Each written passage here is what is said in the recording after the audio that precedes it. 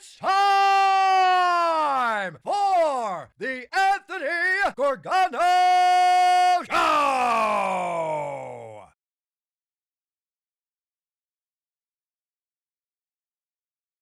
Buddy, live from the Xfinity Studios, this is the Anthony Gargano Show.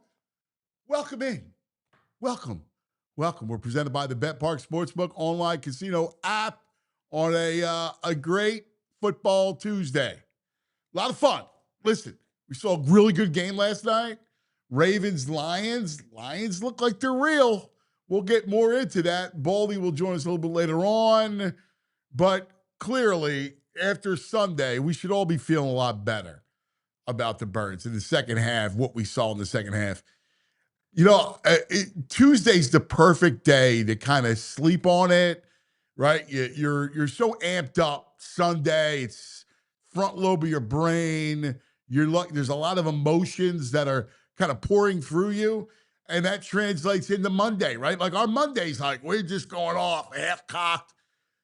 And then by Monday night, you kind of do a little reflection on the game, kind of what we're seeing, big picture. Tuesday is the perfect day to kind of revisit what transpired on Sunday. So we always like to call it Sleep on It Tuesday, and kind of with fresh eyes, kind of look at where we're at. And I do think we got out of control on the offense. Like there were so many factors. Now, you know, the first half Sunday, again, we know it was abysmal. At 4 straight 3-and-outs, right? You had 10 plays for minus 10 yards. So I get the frustration. I get the booing. You know, I understand it, right? Like it's part of kind of the boos aren't malicious boos. They're more like, yo, guys, get your head out of your rear end boos type of thing. We know you're good. But there have been a lot of factors offensively. And, you know, when we think about kind of the Eagles offense, you got to give it some latitude. You just do. You got to give it some latitude. The O-line, and this is kind of what I'm hearing, the O-line is not fully 100%, right? We saw Lane leave early. That really messed them up.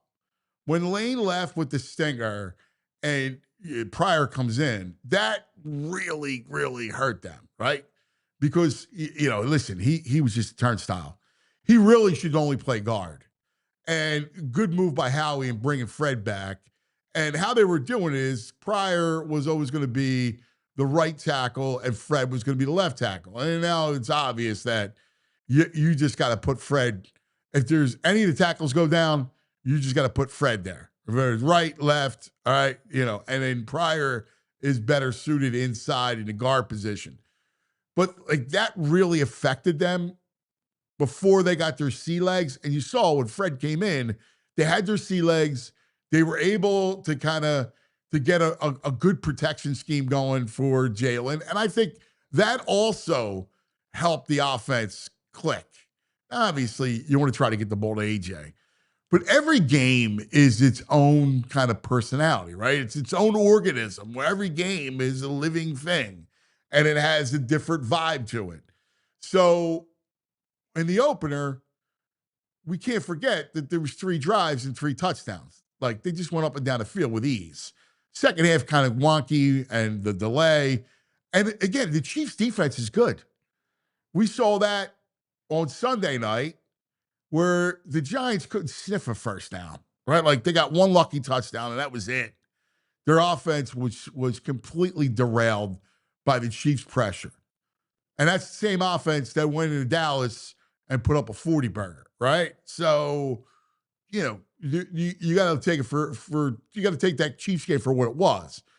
I do think that the injury to Lane hurt. I think Landon Dickerson's not 100%. And I think they have to figure out the run game. I think the run game is something that they need to figure out. I like to see more outside stuff, more outside zone stuff on the run game. I think they're having trouble running between the tackles. I think that's legitimate. I think Steen's a better pass blocker than he is a run blocker. I think there's some issues there. It's also how you're being played, right? Like you're being played. Like a lot of teams are staying in base. And when you stay in base, obviously your linebackers are filling gaps. and you're going to be way more equipped to stop the run. It's one thing if you're in nickel and you're trying to crowd the line of scrimmage. It's another thing if you're in base. And I think those factors kind of all come into play with the Eagles offense. Now, Sunday, I'm fascinated by what we're going to see on Sunday because Sunday's Todd Bowles. And he's going to send everyone. We know it, man. He's done it. You know, every time the Eagles play the Buccaneers, and it feels like every year. And if you go way back, it was twice, right? Because they saw him in the playoffs. Look, the blitz pickup's going to be a little bit. It's going to be a tough one, right, on this offense. I agree. You got to get AJ to just touches, just field. Get him to touch the ball, even if you got to force it at times. But let's get it. Like, let's not say that this offense is a disaster and oh my God. You know, I mean, look at it through a fresh prism and kind of what they are. They're really good. They really are. They do have to find their own rhythm. Like you saw the rhythm that Detroit has offensively. And we all wondered, you lose Ben Johnson, how would they kind of be? And that's a good Ravens team. And they ran the ball. You saw Gibbs and Montgomery, both of them had great nights. And when you run the ball, what happens? You could go to, St. Brown. You can go to Jamison Williams. You can go to Laporta, right? I think the key to the Eagles is less, and again, A.J. Brown's a big part of it. Devontae's a big part of it. But you got to start getting Barkley off. You got to start getting Barkley free because the run game is going to really make an impact on the offense. And then you have everything at your disposal, right? But I do think we need to breathe when it comes to Kevin Patullo and Jalen, right? Because I think, again, I thought Jalen played a great second half. He made some terrific plays. He was able to get rid of the football. So there's a lot of stuff that I feel great about. I think the NFC is going to be a blast, right? It's going to be fun. If you look at it, Eagles are certainly at the top, but you got, Green Bay and Detroit are going to be right there. We'll see about Tampa. Just take solace that the rest of the NFC East, even Washington, got no fear. No fear whatsoever. Good morning, VG. What's up, dude? Fearless. Feel great.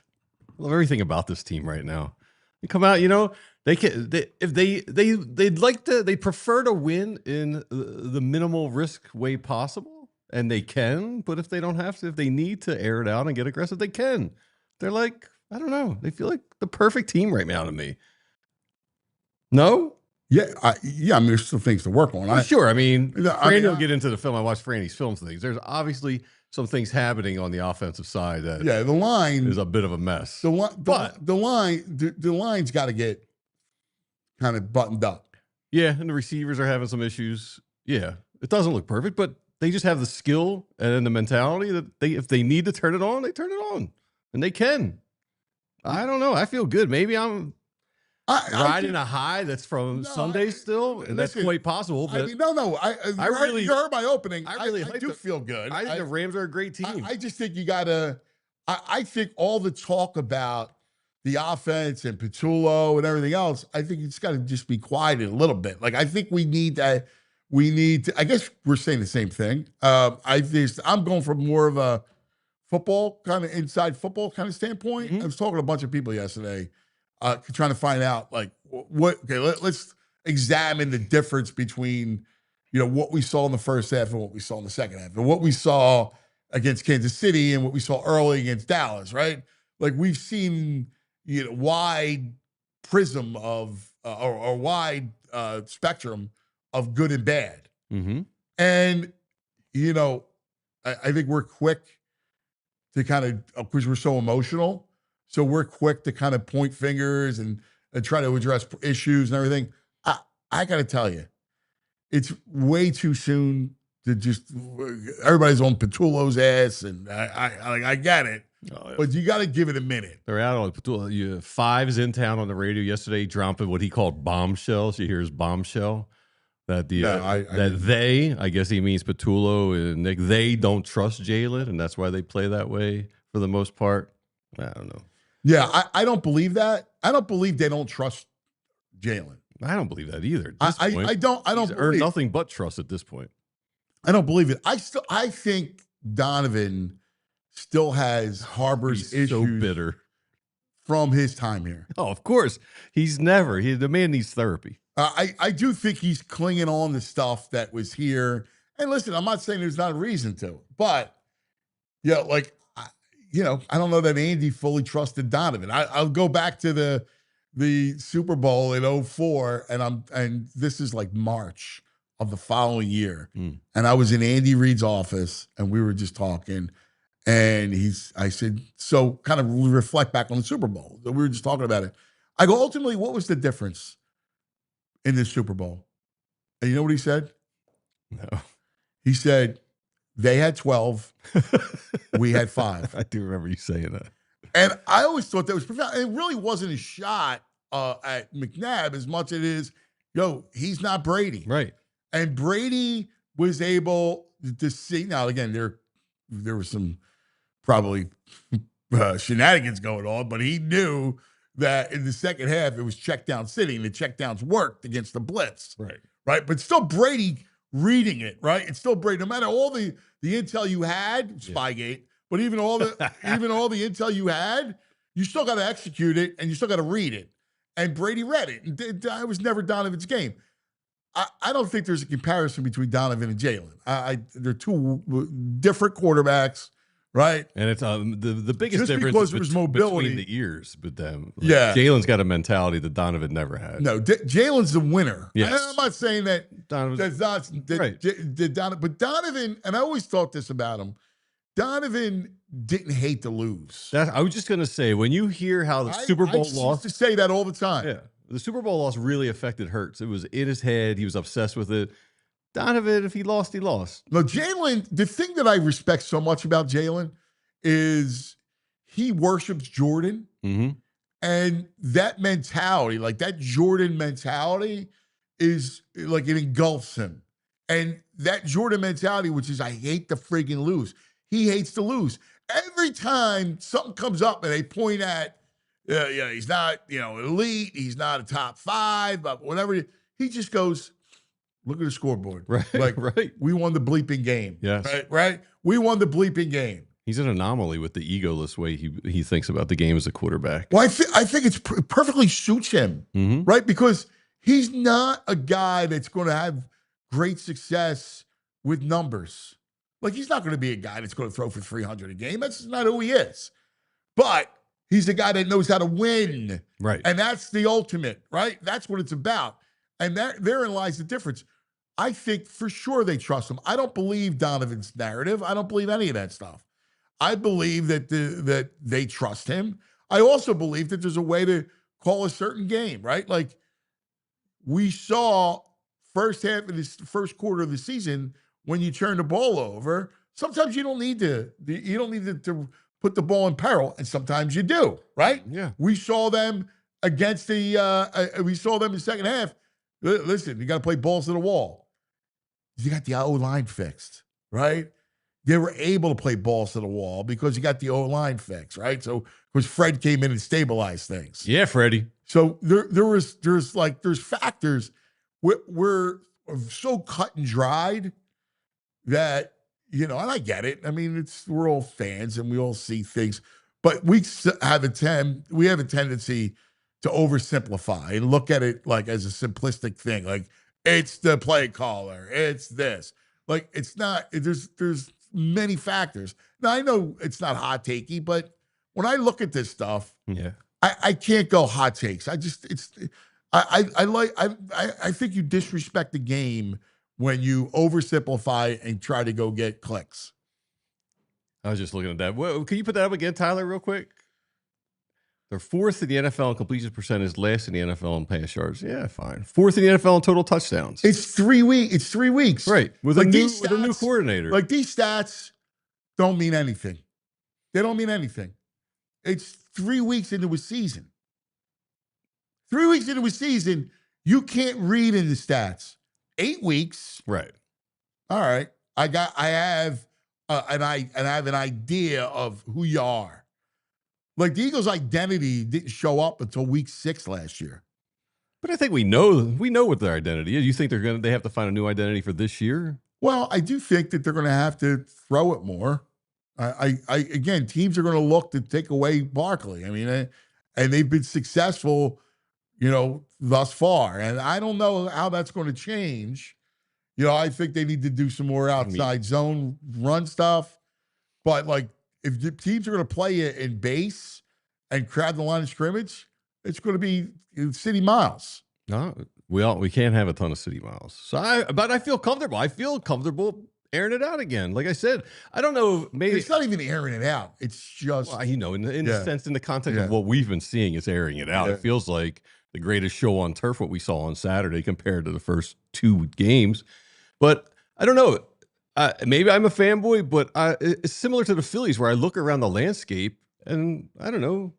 The Lions look good, but I still think the Eagles are the best team in the NFC by far.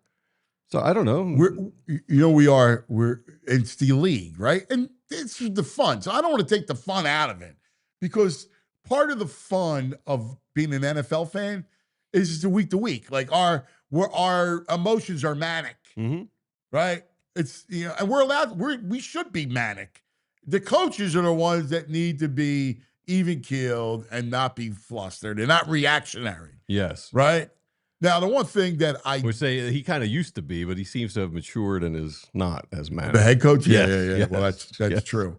The one thing I did take away from yesterday's show is I like to see I need to find out about the script stuff. Like I'm a believer in having a game script, like you're scripting your first 15. And I don't like the fact they don't have a I would think if I was a coordinator, that would be the highlight of my week. Right. Game plan against them and then put together my 15 or 20 plays that I think are going to, put some points on the board. Yeah. Why would I not do that? Yeah. Listen, I'm sure they have an idea. Like they work on a game plan all week, right? Sure. So you have your game plan. Overarching idea. And you have the plays that are in your game plan, right?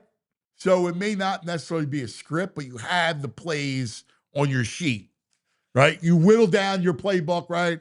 You look at the matchups, and then you have your play sheet. And then you have all this to call from. Right. It may not be the script that some coaches do, but you have it in front of you. I just like a script. I'm with you.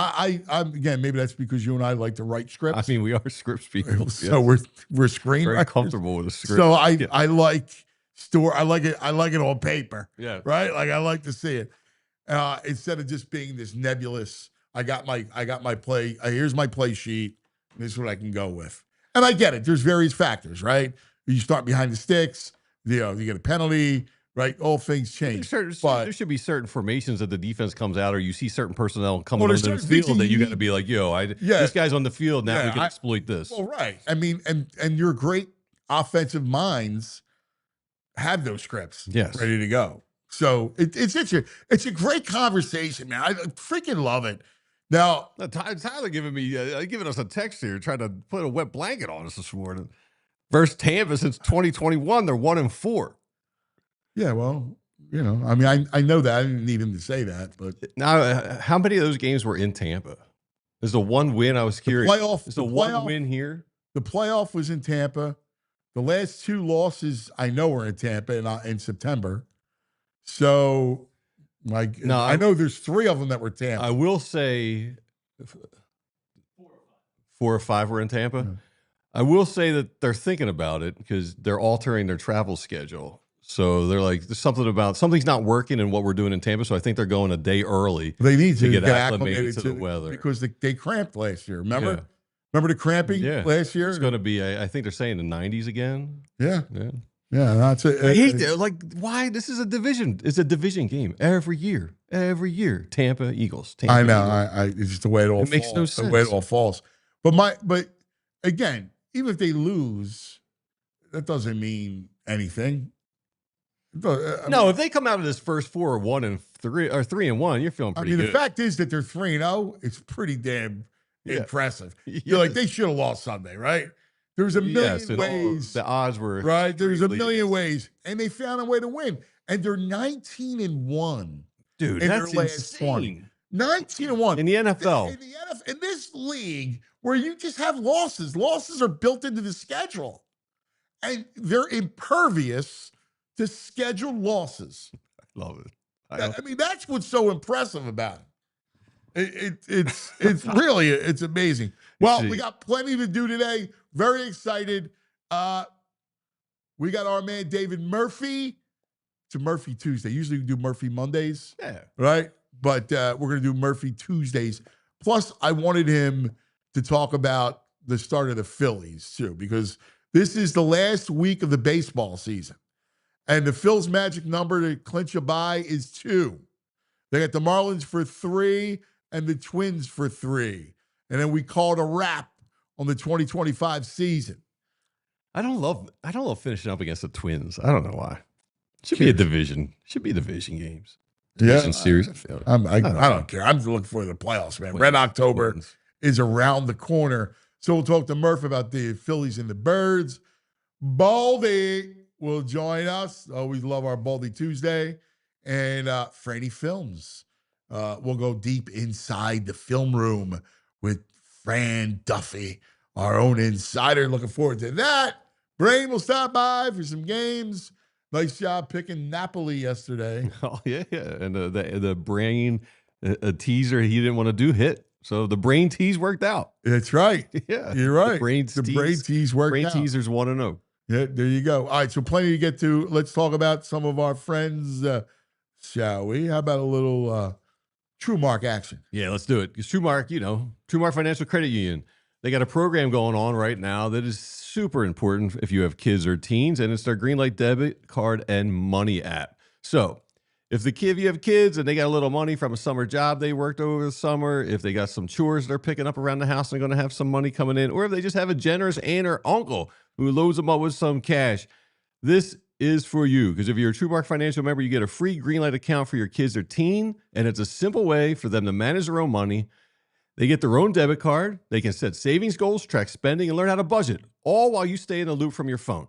You're still in control, but they learn how money works in everyday life. So before your kids are grown and like me with poor financial literacy and skills, this is a great way to help them build smart money skills and habits that'll stick with them long after the season's over. So head over to TrueMark.com/Greenlight, get all the details and sign up today. And don't miss this chance to set your kids up for success, financial success that'll last all through their adulthood. TrueMark.com/Greenlight. I like it. Did you see our boy BG? Yeah. Yeah, I was just texting something for the show. Yeah, he's in good shape still. They might need him to come back. He's in good shape. Well, the elevator was out. Yeah, he came hustling. And BG, no issues, man. Yeah, I think he sprinted up. We're all exhausted. No issues. I love it. I love it. Hey, let's talk about the Ford Explorer, America's all-time best-selling SUV, a legacy of family and trust and performance, man. Offers 3-row seating up to 7 passengers. Great for families, road trips. Me, like a sports family, fantastic. All right? Comes with a choice of 3 powertrains, including a hybrid for better fuel economy. You get up to 300 horsepower. All right? Up to 400 horsepower in the ST trim. All right, man, this thing's amazing. It's got a suite of advanced driver assist features. It's got a high-tech feel to the driving experience, right? There's a large touchscreen. You got voice command. You could drive in all kinds of terrains. You got modes like snow, you got mud, sand, mud, nice, tow haul. I love a good. You can drive it on the beach in Brigantine, right? Like the Toots does. Rear seat passenger gets available. Captain's chairs for extra comfort, accessibility. Captain's chair. Yeah, you do. I mean, it's amazing. You got Apple CarPlay, right? It's really great. It's great for families, but ready for adventure. A true do-it-all SUV. For more information, visit your local Ford store.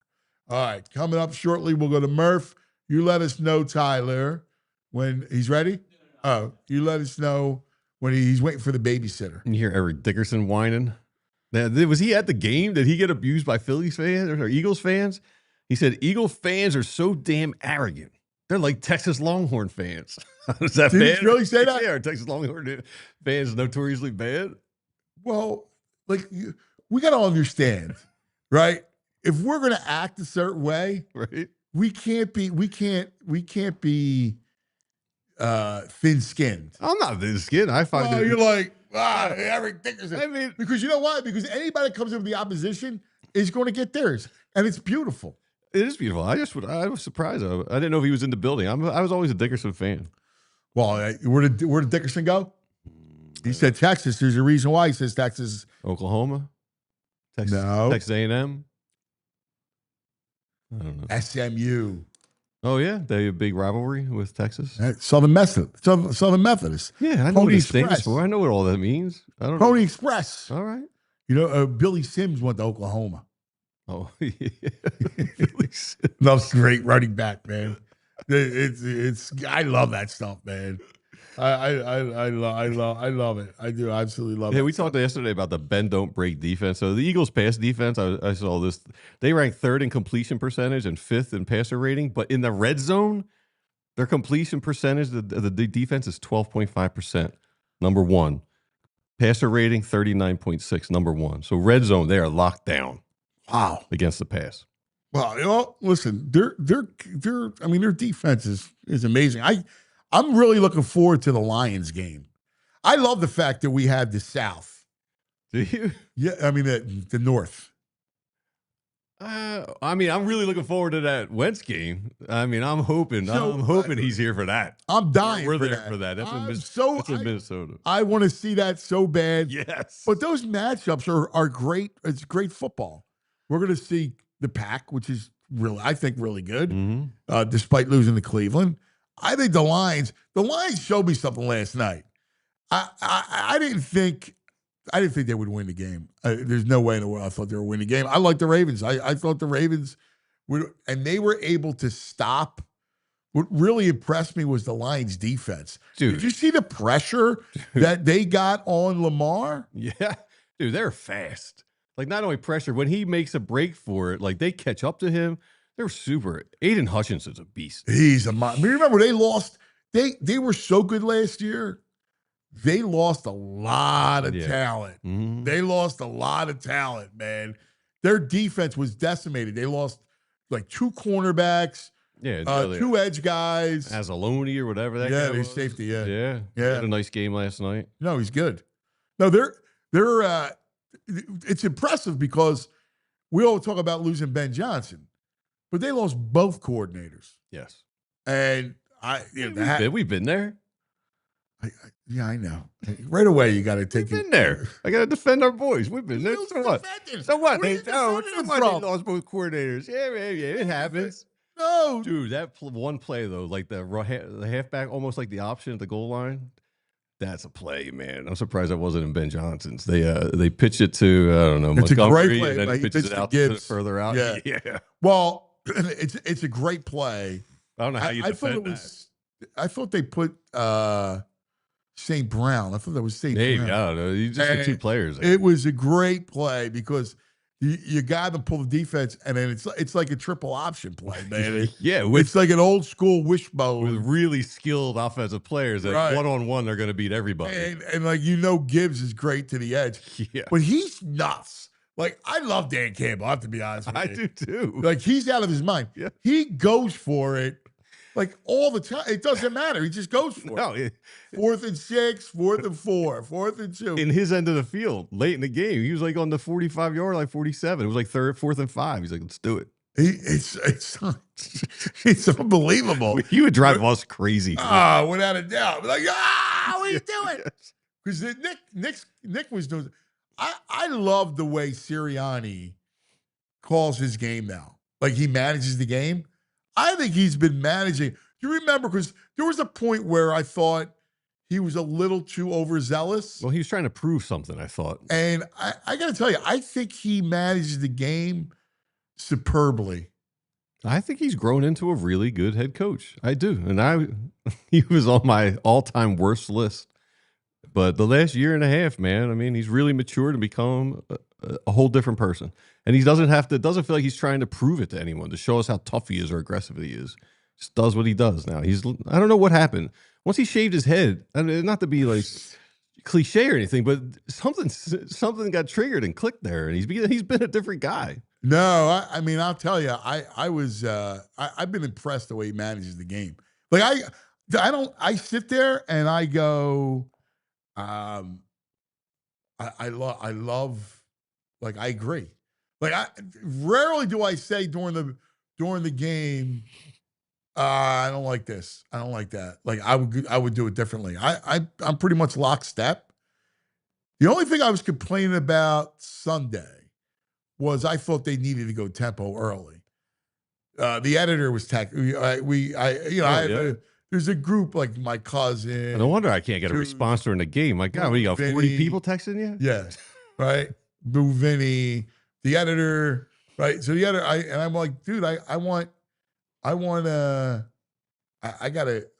it was me, I want tempo. I got to shake this offense out a little bit. So I was calling for it early, but then they wound up doing it.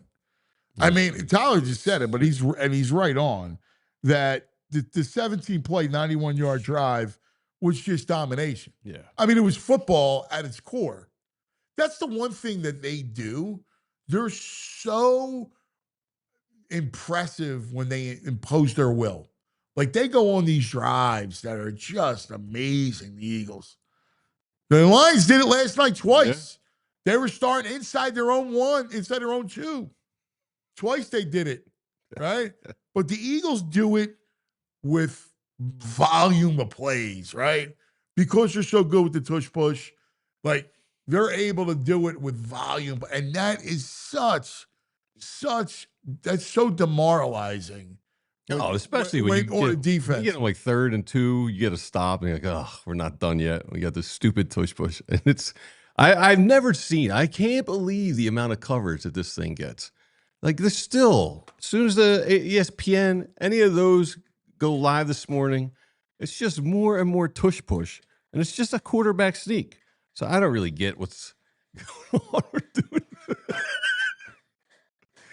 Oh, man. So we have some chair issues here sometimes. And we're trying to do a chair switch. Chairs just flying by behind us. One's going to go out the window soon. I freaking hate these chairs. I hate these chairs. I was like, you sneeze and it's going to be the longest sneeze ever. Yeah, no, I was trying to move the chair. I'm just like, I freaking hate this chair. Move it behind you. I'm going to throw it through the glass. We have beautiful glass sliding doors for the studio. And it takes every ounce of me not to throw the chair through the glass. If you do it, let's just give us a heads up. So that would go viral. That'd be a viral moment. So. Yeah, I probably don't want to go viral that way. Yeah, you have to let me film that. Yeah, what if I threw it out the window? As long as there's nobody underneath. Very Office Space like. Yes. Can I have a bat? Maybe I could take a bat to the chair. That would be pretty sweet. All right. Yeah. Because I hate that. What do you think, Joe? Joe, you like that? If I take a bat to the chair, you down with that? Yeah. All right. Good. All right, because I freaking hate these chairs. All right. While we wait for Murph, let's do a couple things because I don't want to lose Phillies. You got the hat on. It's a big week. And I saw a piece yesterday. ESPN ranked the rotations. Okay. All right. They ranked out of possible playoff teams? All the playoff teams, the national and NL and AL. Second. Yes. Dodgers first? Yes. Yeah.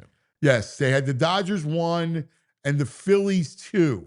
Yeah, that makes sense. I probably put the Tigers 3 just because of Scooble. No, they had the Milwaukee. Yeah. And I actually think Milwaukee, I like Mizorowski has been a little bit unlucky, and his ERA is kind of a little bloated in the second half of the year. Do you think it's lucky or like people seeing him more and they're getting tape on him and a book on him? It's tough because I saw a couple of starts where he kind of was like hard luck type of thing. And so I'm not sure. I mean, his stuff still looks legit, but Woodruff back for them is pretty good, and Peralta's nasty. I'm hoping they lose. Like, you don't want to see the Brewers? I don't. Huh. And here's why: they're pitching Like Peralta, I'm a little concerned about their pitching. So Quintana's hurt. He's hurt right now, I think. Yeah. Tyler might know better than us. McGill. Do you know anything about McGill's timeline? He's not good. Who cares about McGill? He stinks. He's their closer. Yeah. Oh. Trevor McGill. Oh, I'm sorry. I'm thinking about Tyler McGill. Oh, no. The closer's been out for a while. Yeah. But their starting pitching is what scares me. So I guess they're going right now. Peralta. Woodruff is back, you say? Yeah. All right. Quinn Priester, he's out. So it's going to be Peralta, Woodruff, and Mizrahi. The last update was likely won't return until the postseason, but is expected to be back. McGill. Who's been closing for them? I think they've been using Abner Uribe. Uribe. A couple different guys too, but Uribe. I think Nick Mears just got back. Are you afraid of him? Not afraid of him, but I'd rather not play him. Their starting pitching worries me. Yeah, teams that do like the base stuff well are always concerning in the playoffs. And the Brewers run the bases well. They don't strike out a lot. Their pitching's good. Those types of teams are the ones that concern me more than like the boom or bust Chicago Cubs type teams. Yeah, like there's something about them, and it really, you know what it is too. It's like Peralta. Peralta's the type that can mess with you a little bit, right? Like he's the type that can mess with you. Yeah, I don't think the Phillies have great numbers against Peralta. When's Quintana coming back? I don't know. Let me see what these Peralta numbers are. Do you know when he's coming back, Tyler Quintana? I don't. I'll find out for you though. Because I'm curious, but it's interesting, right? Like. So 225, the current players bat against Peralta. Yeah, well, no real power numbers. Remember, we just saw them, and Peralta and Quintana, even though the Phillies won one of the games, the bats didn't do anything in those two games. That's why I'd prefer not to. I hope they get beat in the first round. I'm trying to think, yeah, I guess. I mean, I don't know. Like, I don't fear anyone in the I'm not National. fearing. I'm just looking at. I'm just kind of looking at potential matchup. There's a weird thing about me. I read this piece about the rotations, right? Yeah. So I read the rotation piece, and I'm like, all right, who do I not want to face? Because we know about the propensity with the bats, right, to go into a slumber. Right. So who do I not want to face? And to me, the answer comes up Milwaukee. Of all of them. I mean, Dodgers the Dodgers, but there's a part of me that is more fearful of the last wild card team that's playing hot at the time. Maybe, the Reds, it's just like I'm more worried about some fluky team getting in and giving them trouble. Right now, who is it, Ty? The Reds hold the tiebreaker over the Mets. No, I know. But who is, they'll play the winner of Dodgers. Dodgers wild card. Dodgers in the wild card. Yes.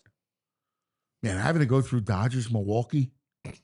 Yeah, so Milwaukee will be Cubs Padres winner. Yeah. And then assuming that's what I'm saying. Assuming that Milwaukee wins, having to go yes. Yeah. Yeah, it's gonna be a difficult run. I mean, having to go through the Dodgers and Milwaukee, Dodgers. They seem to have the Dodgers number. I know. So I feel comfortable with 5-gamer. Yeah, I feel comfortable with the Dodgers. I don't.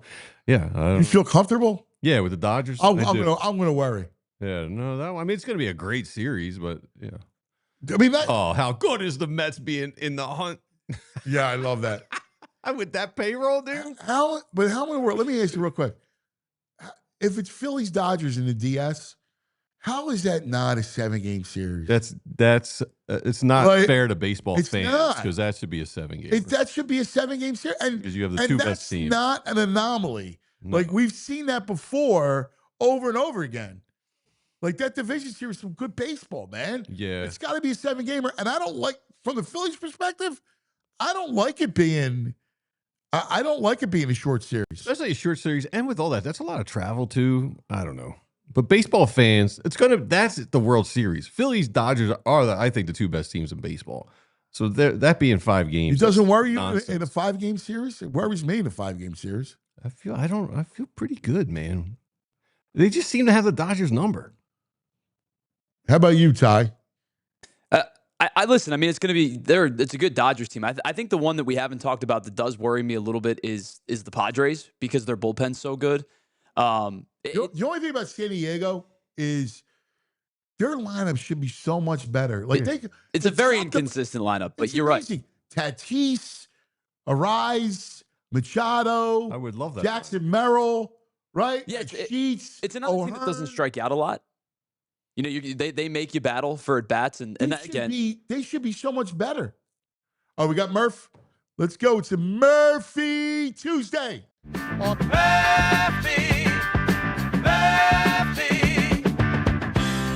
It's time for our man, David Murphy. Good morning, Murph. Murph Morning. on the Xfinity guest line.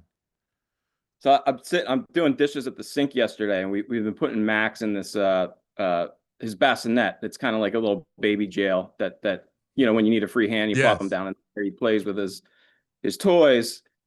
Doing dishes at the sink yesterday, turn around, and this little bugger is standing up in the bassinet looking at me with this crap-eating grin on his face, like he's just figured out the key to the world. He's moving, baby. He's unlocked the stage, and we're scrambling right now.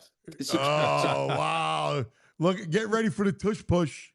Yeah. He's been trying to crawl for, a month now, and apparently he's just decided he's going to skip right to standing up. But the problem is he's not supposed to be standing up yet. So he hurts himself because he can't stay standing up, Oh, that's great. Oh, that's fantastic. God bless him, Murph. God Stay in bless life. him. He also got a little tooth too. So there's a lot going on right now. How's his, so there's always a pain, Oh yeah.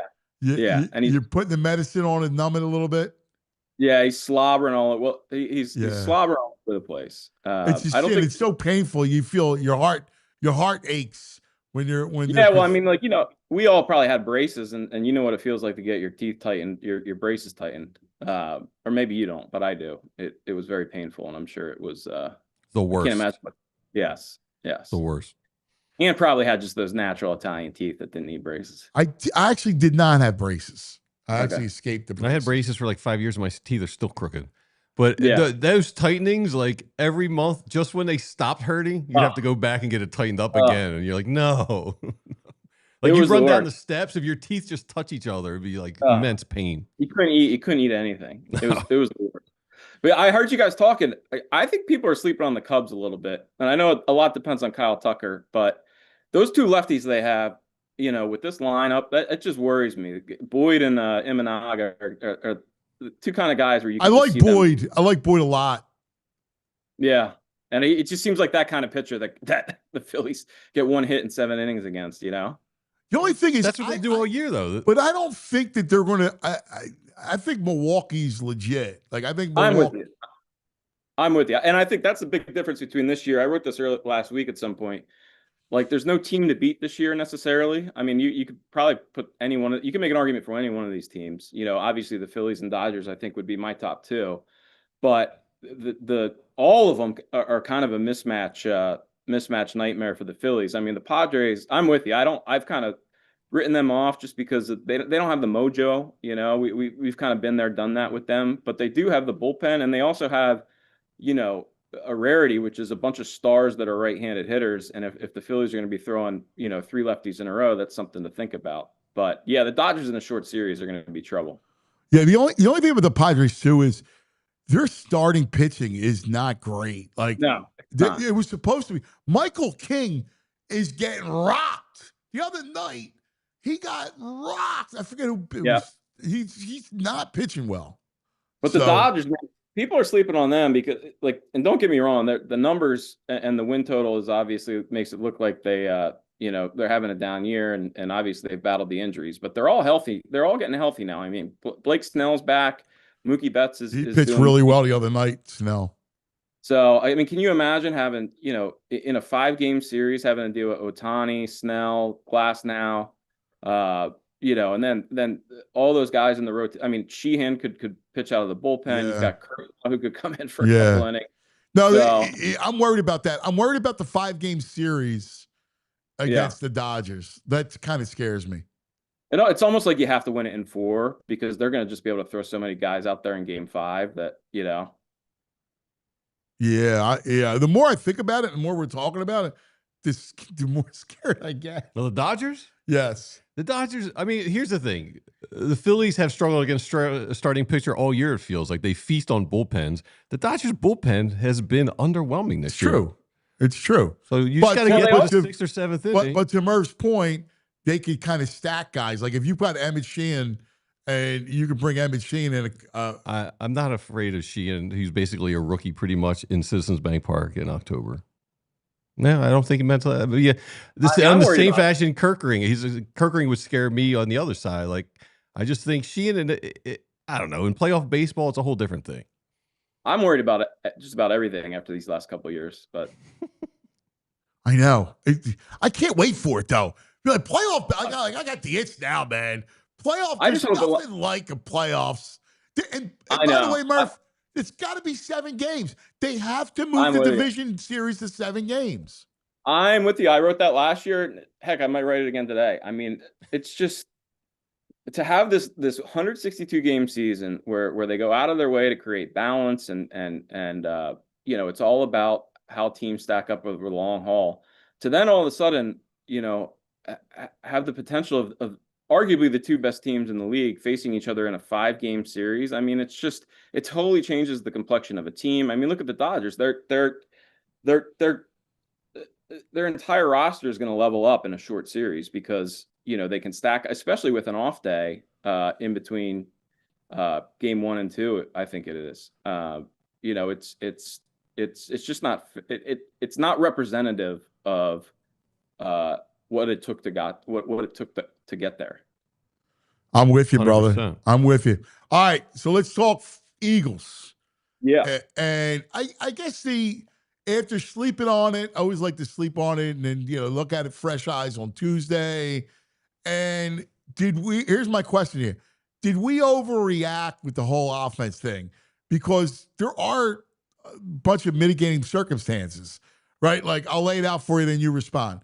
Dallas, they go bing, bing, bing, go up and down the field 3 times, 3 drives, 3 scores. The offense kind of goes into sleep after the delay. The Chiefs game is the Chiefs game, man. Like, they're a great defense. Spag's going to blitz you.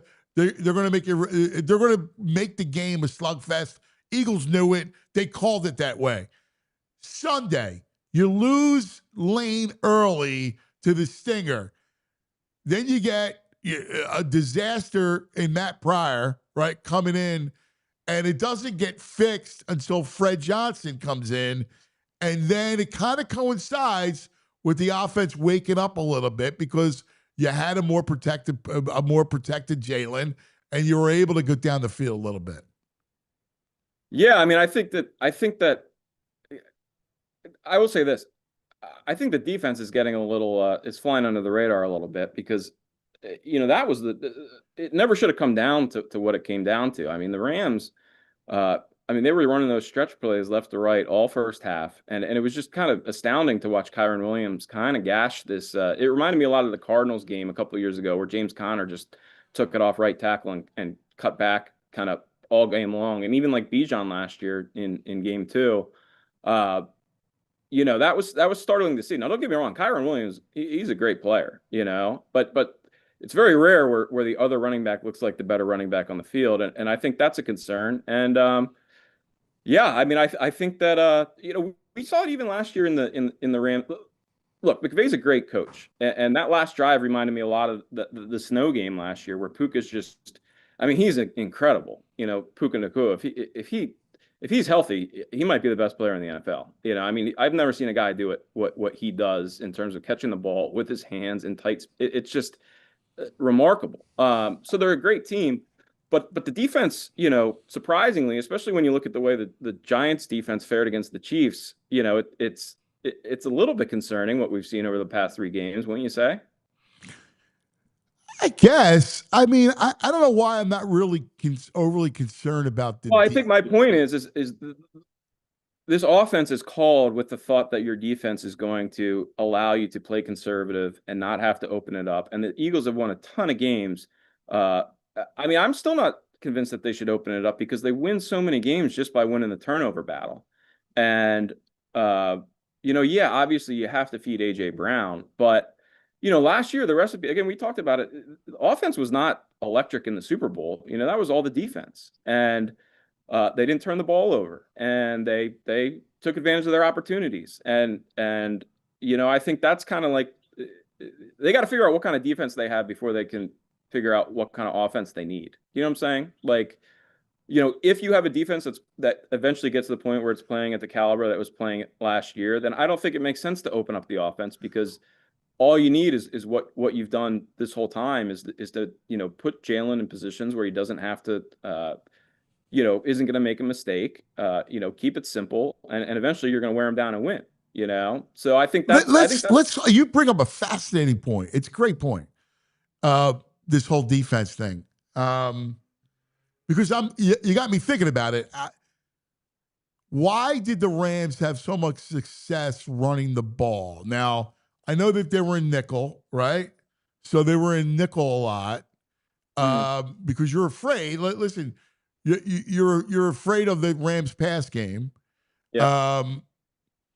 I mean, they have such good linebacking play, right? So they shouldn't be a problem like stopping the run. No, but McVay did a very smart thing, and like I said, the few games that we've seen where they have not stopped the run, it's been all similar to yesterday, where it's these stretch plays that get Jalen and Jordan running left to right, tire them out. Now the tiring out didn't work because they tried to pound it then, and the Eagles really held up. But to me, it's the only way to beat this Eagles defense on the ground is to get them moving laterally. And I don't know what adjustments were made, but obviously adjustments were made, and they figured it out. So don't get me wrong, I'm not overly concerned about the defense, but it's definitively not, right now at least, it's not as dominant as it was last year. And it's really a simple matter of, Josh Sweat not being there, CJ, GJ, I would say maybe more than anybody, and then Slay. So you got to figure out just how locked down this D is going to be. And I think in the second half, after that first possession, after the turnover, I think it's on the uptick, but one of the personalities of this defense is this bend but don't break thing, which they do stiff it up in the red zone. Absolutely. Like, in the red zone, they get buttoned up, man, and for whatever reason, it works. Now Vic's been calling more pressures than he ever has. So he sees something because of Campbell. Campbell's really good. You can blitz Campbell, right? Yeah. Is Makuba a worry in the run game and run support? I mean, I love the kid. Yeah, I mean, I haven't broken down the film to the point where I could speak authoritatively about what I think about Makuba in the run game, but I think kind of bigger picture wise, we're kind of at the same spot where we were last year, where I think you kind of have to trust. I mean, Dickerson was right last week when he said all of us wanted everybody fired after 4 weeks last year. Let's keep that in mind. I mean, I really thought the Eagles had the worst defense in the league at one point last year. I mean, that game against the Falcons, they were allowing, 7 yards per carry, I think, to Algier and Robinson. And then Cousins really marched down the field from what I remember at some point late. So I think what we need, and at that point, Vic needed time to figure out what he had. He eventually figured out what he could do with Zach Bond to unlock him to the fullest of his potential. He figured out how to use CJ, GJ. Cooper DeJean came back. He realized play him in the slot. You essentially have a box safety there to help against the run.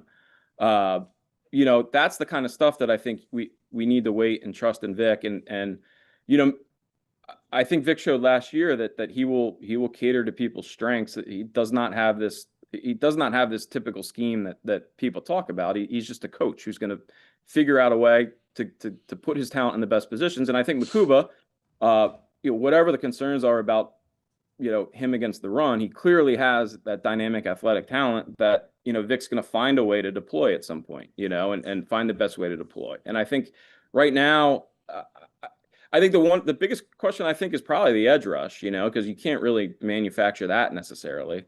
But I like you said with Campbell, I think he's another, like you said, I think he's another big piece where Vic doesn't know him. Yeah, he hasn't seen him in all the situations, and I think at some point we've seen I think last year we saw for sure that Vic Fangio is as great as people say he is, and I think right now I still believe that with time that defense is going to get back. Now again, they've been very good. Don't get me wrong, but they were historic last year. We didn't see teams doing what Kyron did against them. We didn't see teams doing what Dak and CeeDee Lamb did against them in week 1, or should have done against them in week 1 if CeeDee could catch the ball. But I think they're going to get there. And then at that point, I think, and as far as the offense, if you open it up, here's the thing. You throw in for this team, they have such a benefit of getting it into 3rd and 4th and short that, if you throw on 1st down and all of a sudden it's 2nd and 10, it's a lot harder to just churn your way to 3rd and 4th and short if you have 2nd and 10. So that's the counter argument, where that right. game was but you're going to also make sure that you got to get the run game going. Yeah. And the only way to get the run, and sometimes the way teams are playing you, the only way to get the run game going is to throw it. I'm with you. I'm a full acolyte of the Joe Banner school and Andy Reid school in that notion. Like I think you throw to run, especially when you have these receivers. I think that's on the offensive coordinator where especially against the Rams, especially against a team that schemes it up on both sides of the ball like McVay's teams do. That the Rams defense low key has been playing some of the best football, over the last half a season. I think you can certainly argue with the game plan. And I think that actually is probably one of the biggest concerns of the first 3 weeks is that some of the guys in the locker room are starting to argue with the game plan. And that's never a good sign. Well, it'll be interesting. Just to circle back to your defensive point, they got the Lions because that's going to be a game, right? Like I can't wait to see that game, because you have 2 great backs. You said that's week 11. Yeah, week 9's the bye. Then they're at Green Bay. Then they have the Lions. Oh man, you got Lions. Green Bay. You got Lions. Packer and Lions back to back. Yes, Dude, it's a great thing about Monday the night season. and Sunday night. No, the great thing about the season is 11 and 6 is going to be a great season for them. 12 and 5 is going to be an incredible season for them, and that's how it is and should be. You look at the Chiefs. Half these seasons they're not going 15 and 2. 16 and 1. They have to grind out 11, 12 wins because every week you're getting a test. And we haven't seen that the last couple of years with the Eagles. It's like you could always circle the games, the Bengals in Cincinnati, or this is the game, this is the game, this is the game. Where this year you look at the schedule and every week is the game, and I think it's great. I mean it's going to result in more losses probably, but it's incredible football that's really going to reveal what this team is made of. All right, Murph, what do you got cooking this week? What are we going to be diving into to read? Well, God help us all. We have Sixers Media Day on Friday, which like you going to that?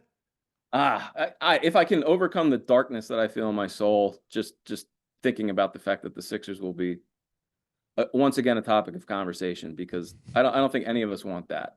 But I will be there on Friday. And then I'll be down at the Phillies one of these days, whenever I can get coverage for Max. And, very interested in the Castellanos situation.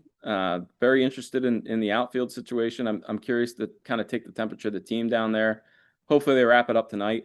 I think that's still dependent on the Dodgers loss as well. But I would guess, tomorrow they might clinch the bye, and it'll be interesting to see what their there's so many storylines just for this week with kind of the rust and how they're going to set things up and how's Thompson going to stagger the rotation and the bullpen, and there's a lot of this is Rob Thompson's postseason. I'll say that. I mean, I think this is I think he's kind of the guy, and it's going to be very interesting to see if he can kind of Bruce Bochy this team kind of through the NLDS. Yeah, I'm with you. My brother, great stuff. I mean, just always fun. Give that little bugger a hug from Uncle Ant. I will. Thanks guys. Pal. There he is. Yep. David Murphy, Inquirer. Man, there's so much to unpack. The defense stuff, I guess I look at the Rams offense is good, right? So I go, all right. I still am bullish on the defense. I'm totally bullish on the defense. I think, like you said, you have to respect that Rams passing game. It's probably the most dangerous when you combine the receiver talent with the quarterback talent. It's probably one of the top 3 I most know. dangerous passing I know. attacks. Well, I'm anxious to see what Baldy says. We'll go over all this stuff with Baldy. Baldy called the game, All right. so he was there. Westwood won. Was that the Yes, city there? I was bothering him during the game. We texted each other during the game. He's the one who found out. He told me that Lane had a stinger early Oh, because he had word. Yeah. Yeah. All right. Sit tight. Baldy's coming up, and then Franny films. So we'll dive deep. Love it. But let's talk about some of our friends. Let's talk about Xfinity Sports. VG. I'm working on it. Yeah, VG's place. Tyler, you don't want to go over VG's. Like, you want to go over Joey's parents' house, right? They got a setup to watch games. It's like a sports bar. Yeah, it's unbelievable. Yes. Is this like in the house or by the pool? In the house. All right. I like the spot outside under the awning. There's a big recreation area. It's like a resort. It's so awesome. I've seen some photos. It's pretty impressive. It's awesome. It's not VG's row house in South Philly. No. But he can still get it going with Xfinity. All right? With Xfinity, all right, no lagging, no buffering, no switching between apps, trying to find a game. All right? You can have people over. You're not going to feel like you're fan fished. All right? You call yourself a football fan, you got to have Xfinity. All right? It's the ultimate sports destination. You can find the best games, your favorite teams, all in one place. And the way you watch, next level. All right? It's the perfect fan flex. You got all the action right in your living room, plus Xfinity's best picture and sound enhanced with 4K. 4K. That's got to look good. Right? So clear. You're like you're in the stadium, dude. Because you like to go to the parking lot and then leave, go home, watch the game. For football, yes. Which is so weird. All right? I've got, like, you go home, you can watch 4 games at once, which is great. I got my little black and white static TV. I'm good.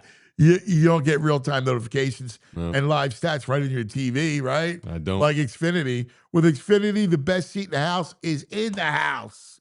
Next game, make sure the big fan isn't a big fail. Learn more. Xfinity.com. Xfinity. Imagine that.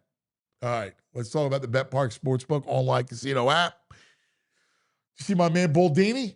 I did. Yeah, he's big on the Bet Parks app.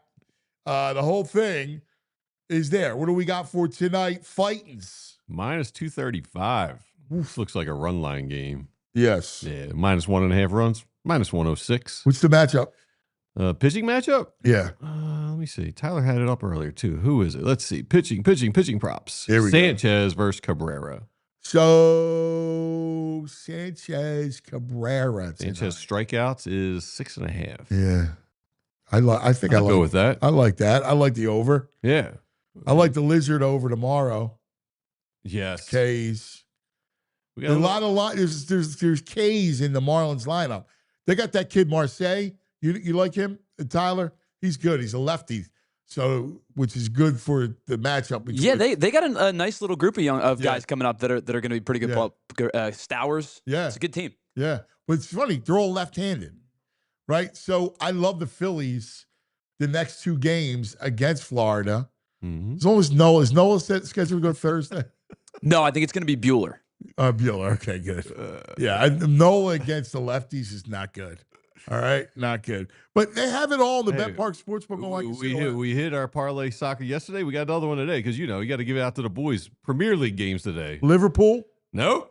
What do you got? I'm going the Toffees. Everton, regulation, plus 125 versus the Wolves. Really? Everton Toffees today. All right. I like it. I like it. You can see that. You got soccer. You got all the baseball you want for the playoffs. And obviously, SGP heaven in football, NFL, college. It's all right there on the app. Make sure you download it.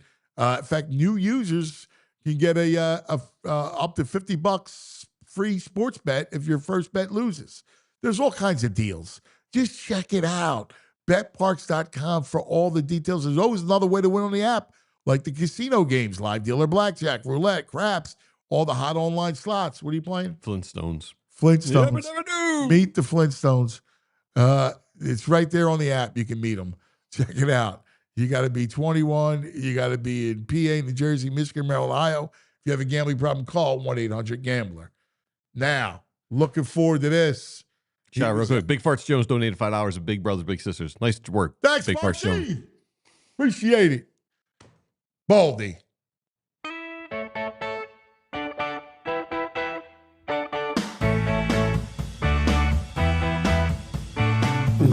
Baldy.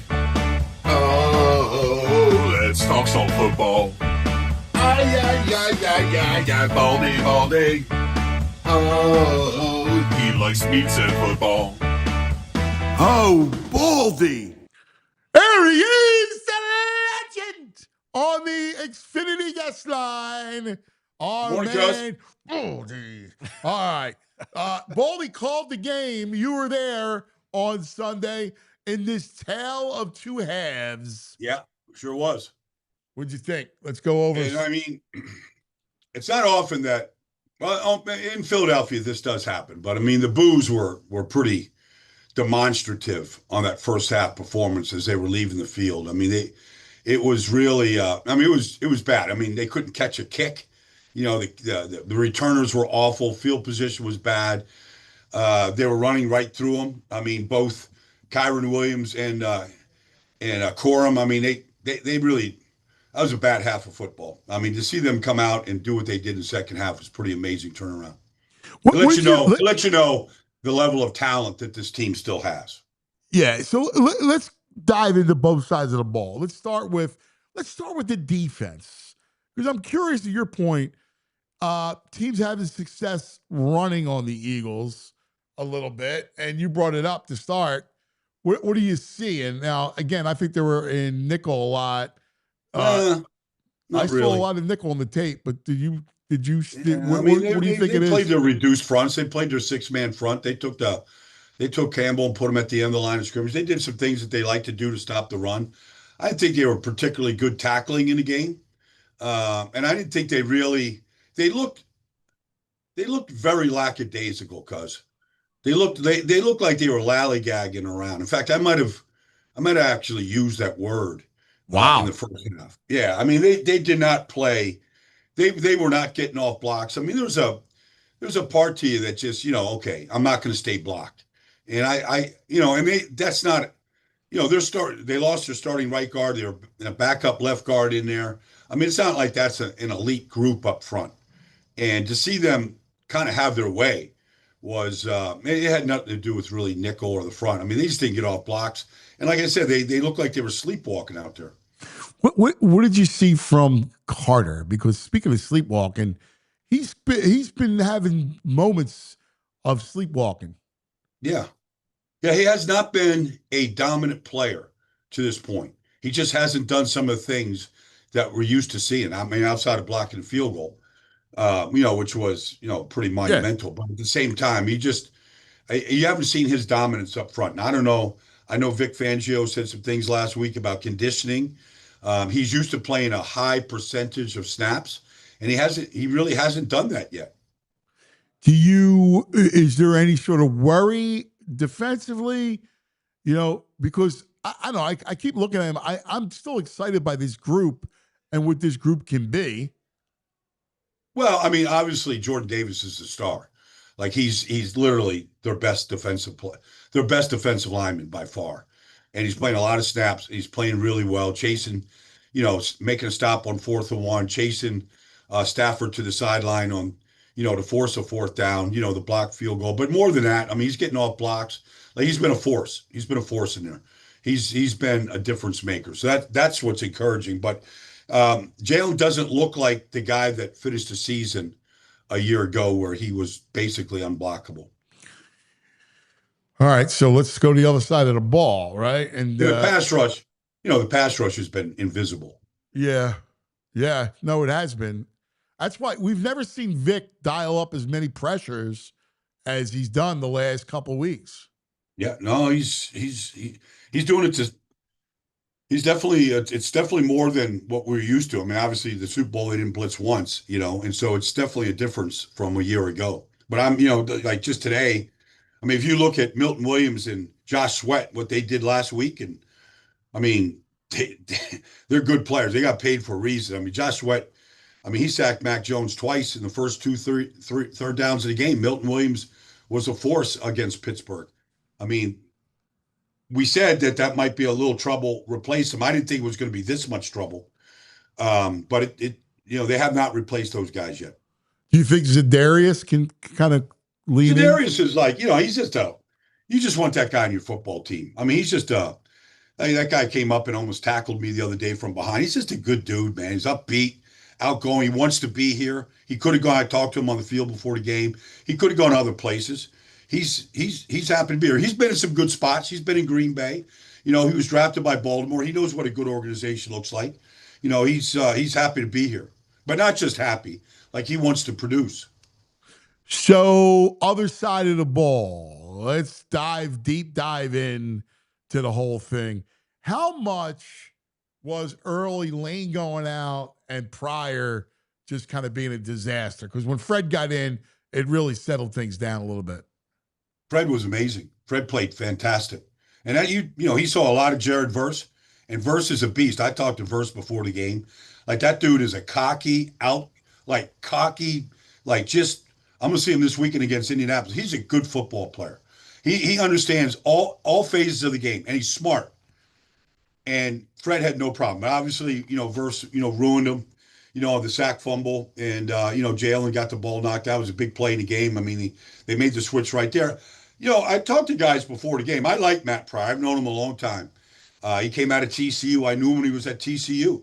He works out at the barn over at Lane's house. Like, he's gotten better. I talked to guys. He's improved a lot. But, and so he was basically the first guy off the bench to swing at guard or tackle because he's been here all preseason. And on the right side, they had him listed. I was told because he's on the right side, because it was Lane. Yes. If it was the left side, it would have been Fred. Yeah. That's right. And so Fred, I have never seen Fred on the right side. I shouldn't say that. I think I saw Fred there in Cincinnati. He's been there back in the day, but not since he came to Philly. Do you?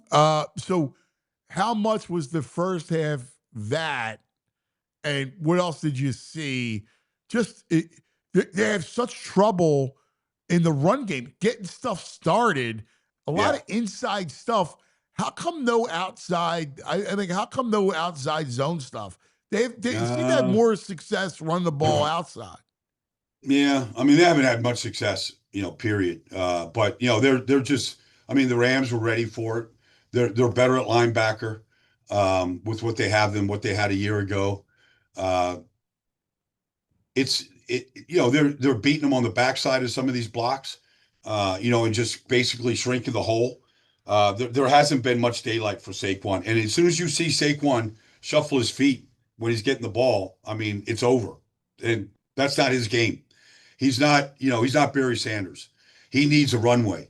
You give him a runway, and then he could do damage. But if you don't give it to him, he's not a guy that's Jahmyr Gibbs going to make people miss in the backfield and bounce it. That's not really his game. He had a good spin for a first down the other day, but that's not a good sign that he's spinning.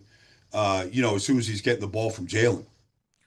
I mean, at some point, you're going to have to throw it just to open things up with the run game early. You're going to have to throw it early just to get some space and get them off you a little bit. There's nowhere for him to go. So you got to start throwing it early. Well, it took him, to be down 26-7 to start throwing it, and then you saw what happened. The thing about AJ is, I mean, first of all, the one thing Jalen loves about him is he catches everything with his hands away from his body. Yeah. So, Emmanuel Forbes can be draped over him or, throw a corner that was out there the other day. It doesn't matter. And then, they could have easily, most receivers, if you're catching on a comeback and the guy's right on your upfield shoulder, they're going to tackle the catch. Except AJ's not getting tackled. He's so good after the catch. And, he's a special player. I kind of think what you think, cause I think they should come out and throw the ball. Tampa shut down the Jets running game completely last week. Vita Vea is a tough guy to move. Hassan Reddick is out there played really good last week. Against Tampa, I mean, I might want to throw at Benjamin Morrison and Jacob Ross, Parrish, some of these rookies that are out there and just test them and see what they do. And Jamel Dean took a pick six back last week. But I mean, I don't think A.J. Brown he's a little bit like what Devontae said last week about Quinyon Mitchell. I respect him. I think he's a good player, but I ain't really losing sleep about going against him. I don't think A.J. Brown's losing sleep about any of the corners in Tampa. Yeah, how do you kind of wrap up the first three games on offense? We saw first game against Dallas, they go up and down the field 3 straight times and score. Delay happened, everything kind of fell asleep. We know about the slugfest in Kansas City, and then the tale of two halves against the Rams. So where are you at with the offense? Where are you at with the game plan? What do you think needs to happen to tweak it, to make it better? I haven't seen anything special about the game plan. I mean, I don't see anything, outside. I mean, they're going to go tush push, 3rd and 1, 4th and 1 goal line. You know what they're going to do. I didn't see even the touchdown to Smitty there at the end. It's just a basic, smash route. I haven't seen anything special from Kevin Petula, but that's all right. I mean, it's just the fact that they were able to come out of the locker room at halftime and do what they did in that game.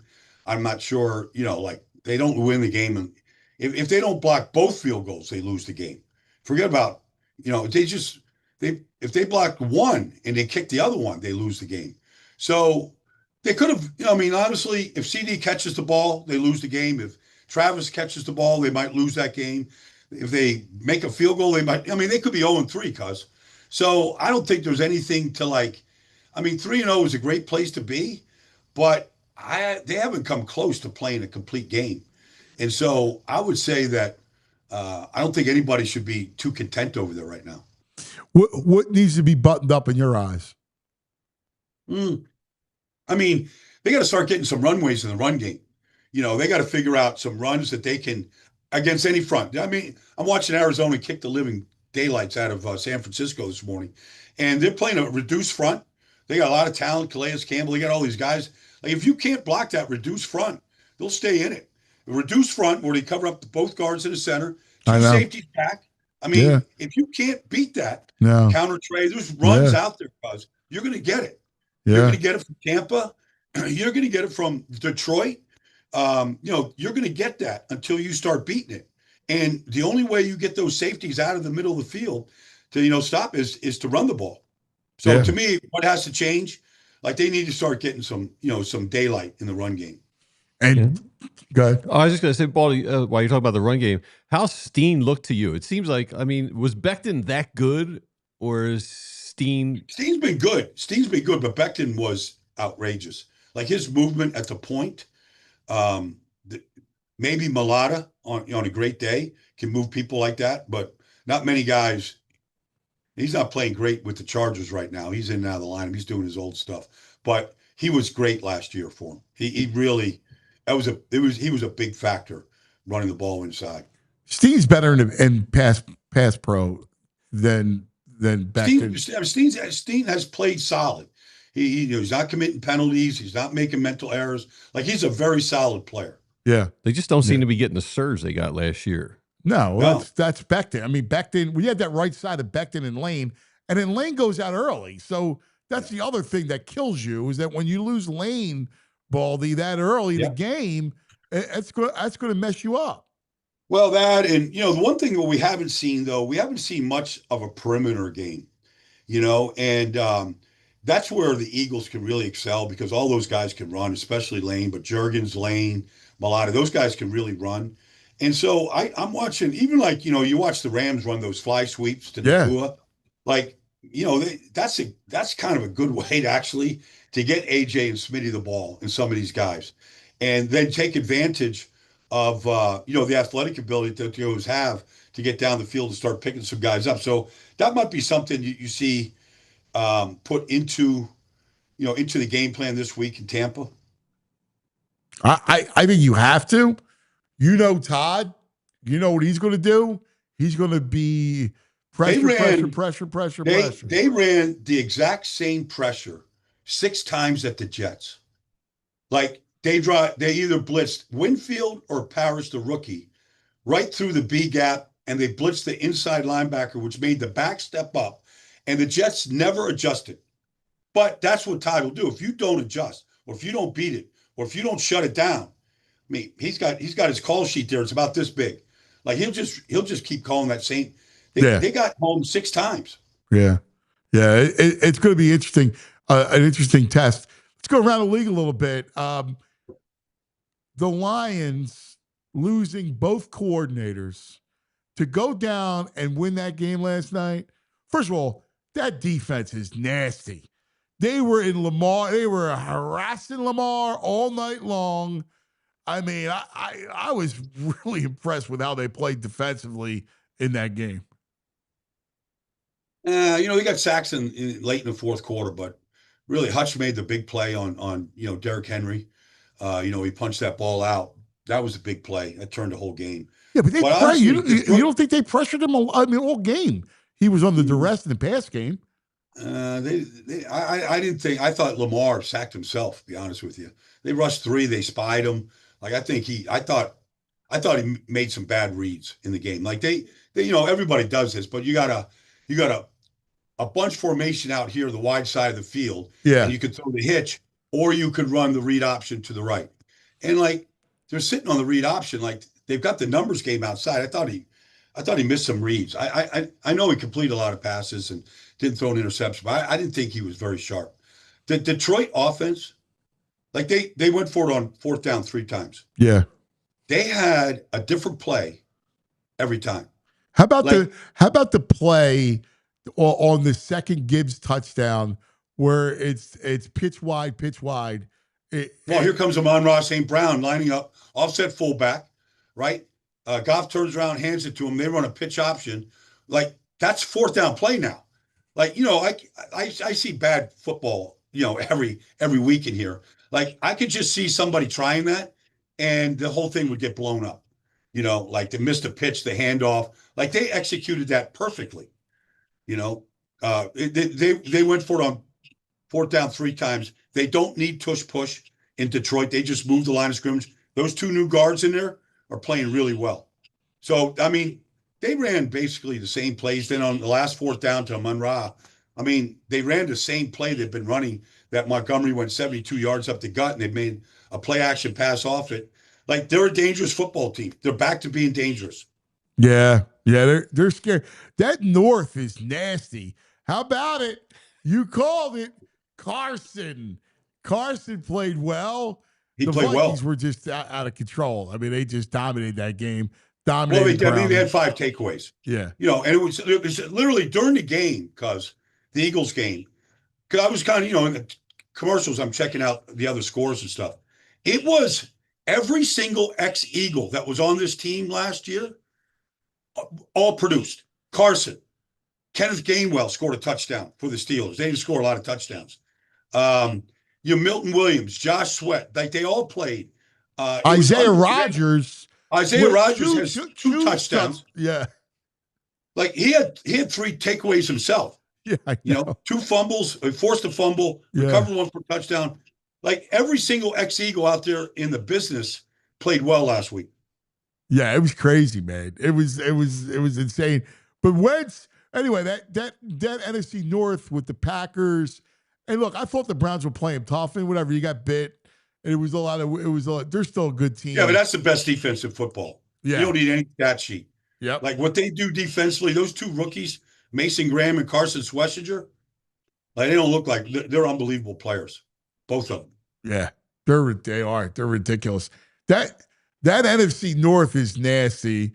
Then you look around and you look, the Giants, the Cowboys. Cowboys are a bad team, dude. They're just not good.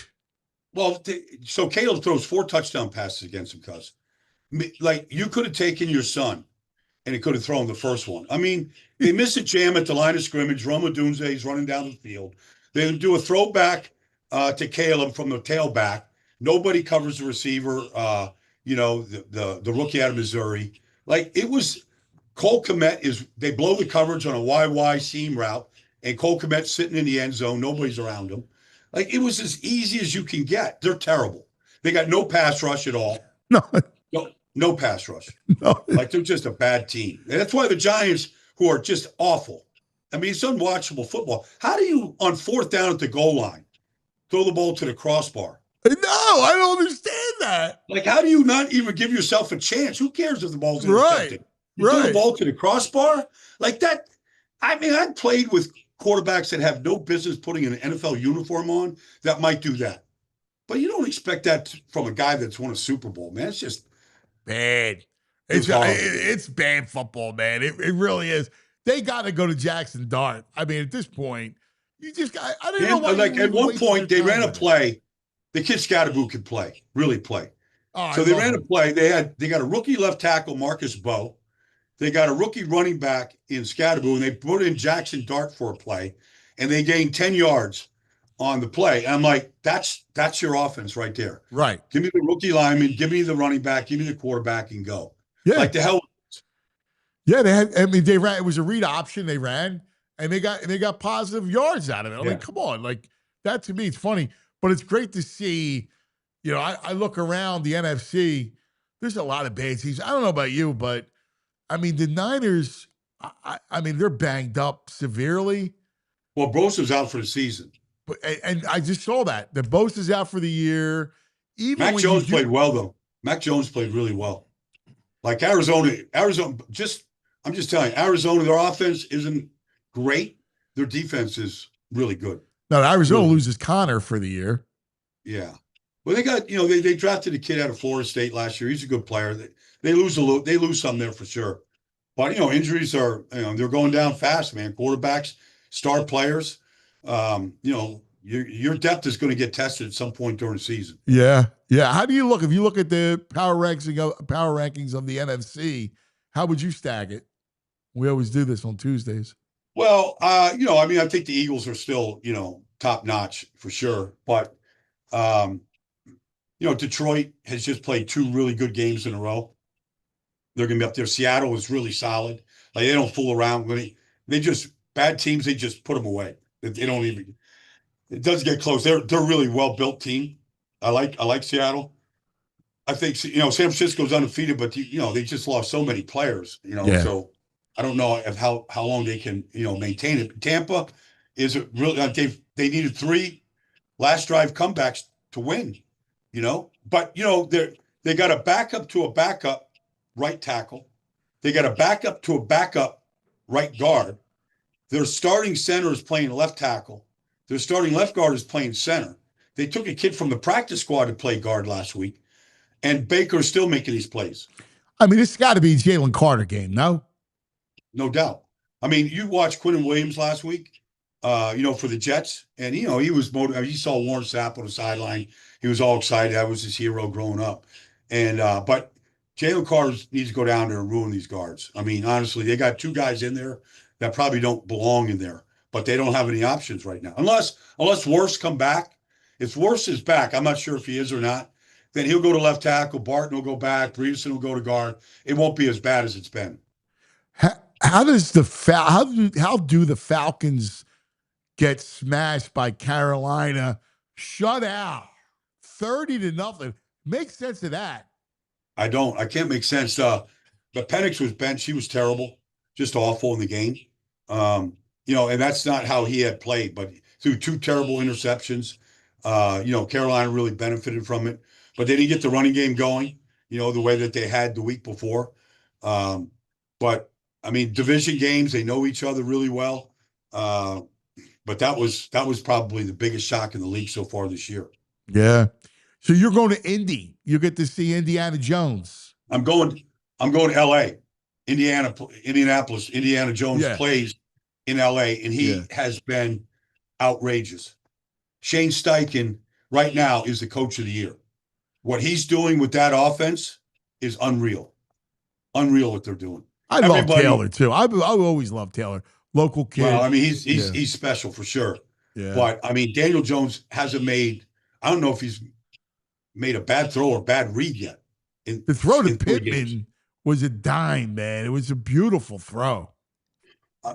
Tyler Warren is the perfect fit for that offense. The way they use him, whether it's Josh Downs, Pittman, it's clicking right now. This is going to be a good game with the Rams. The Rams can definitely win the game for sure, but this is I don't know. This is going to be a good one. Yeah. All right, brother. I know you got to ski-daddle. Great stuff as always. All right, buddy. We'll talk to you on Friday. Talk to you on Friday, buddy. Yep, All right, you got it.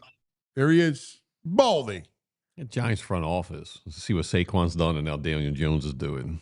They gotta be. But here's the thing. If you're screwing around, I don't know why you mess around and just not play the kid. It makes Like Jackson zero Dart sense. I was saying it all Say season. it's a preseason. Like, It makes no sense. Like, the minute you watch him in the preseason, the kid can play. Like, let the kid start the clock. Yeah, well, not only do you know the kid can play, you might want to find out the kid can play. You know what you got with Russ, and you know you're not going to the playoffs or anything. So what's the point? He stinks. Like, here's the thing about it, right? Like, I look at it, and when I look at the division, the Cowboys are a bad team. Like, they're a bad team. I love hearing that. It's great. The Giants have a good young nucleus. Like, their O-line is, like, they have the makings. I love their defensive front. Defensive line's good. They got some good receivers. Like, obviously, with neighbors and everything. Like, they have a nucleus. They're going to be good in 2 years. The Cowboys, trash. They're just perennial trash. Love it. And Washington, I'm not in love with Washington. Here's a weird Penix stack. I know he had Mariota last week. Penix, it's a small sample size, but Penix is 0-4 when opponents score more than 7 points. Okay. All right. I don't know how you take that one. That's good. All right. Coming up, Franny Films to dive even deeper. We love it, man. Football overload, baby. First, let's talk about some of our friends.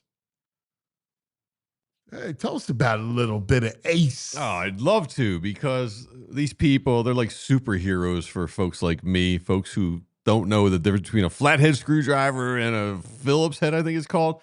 So, Ace Hardware Home Service, if you got an outlet or a faucet you said you'd fixed last year and you still haven't, Ace Hardware Home Services, they got someone for that, because now they're not just the helpful hardware folks, they're also the helpful home service and repair folks. From plumbing, the electric, the heating and cooling, they got some trusted pros, keep your house humming all year long. They're bringing the helpful home, the helpful you love from the store, now to your front door, from Philly all the way down to the Jersey Shore. And Ace Hardware Home Services, they bring experienced local plumbers, techs that handle everything from repairs and seasonal maintenance to installations, upgrades. They listen to your goals and the job is never done, so you're totally satisfied. They give you free estimates on some equipment installations replacement with trusted advisors. And they give you options that are best suited for your house and, more importantly, your budget. They're local, their teams live and serve in our community, and they want nothing more than to help their neighbors be comfortable in their own homes. So if you got something you need to take care of, don't try it yourself. Visit Ace Hardware Home Services online at acehardwarehomeservices.com. Get started on that next home repair project. All right. I love it. Let's talk about Parks Casino, Street Road, Bend, Salem. All right. Here's the deal. You got everything going on. The sports book is awesome.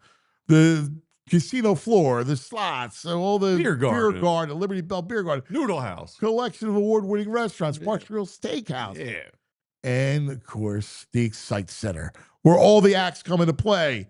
Here we go. Let's do it. Coming November 26th, just announced, comedian Joey Diaz. Oh, that'll sell out. Yeah, Joey Diaz is funny. He sells out. He's really good. Strong. September 26th, this weekend, the Revivalists. I wish I knew you when I was young. Could have got so high.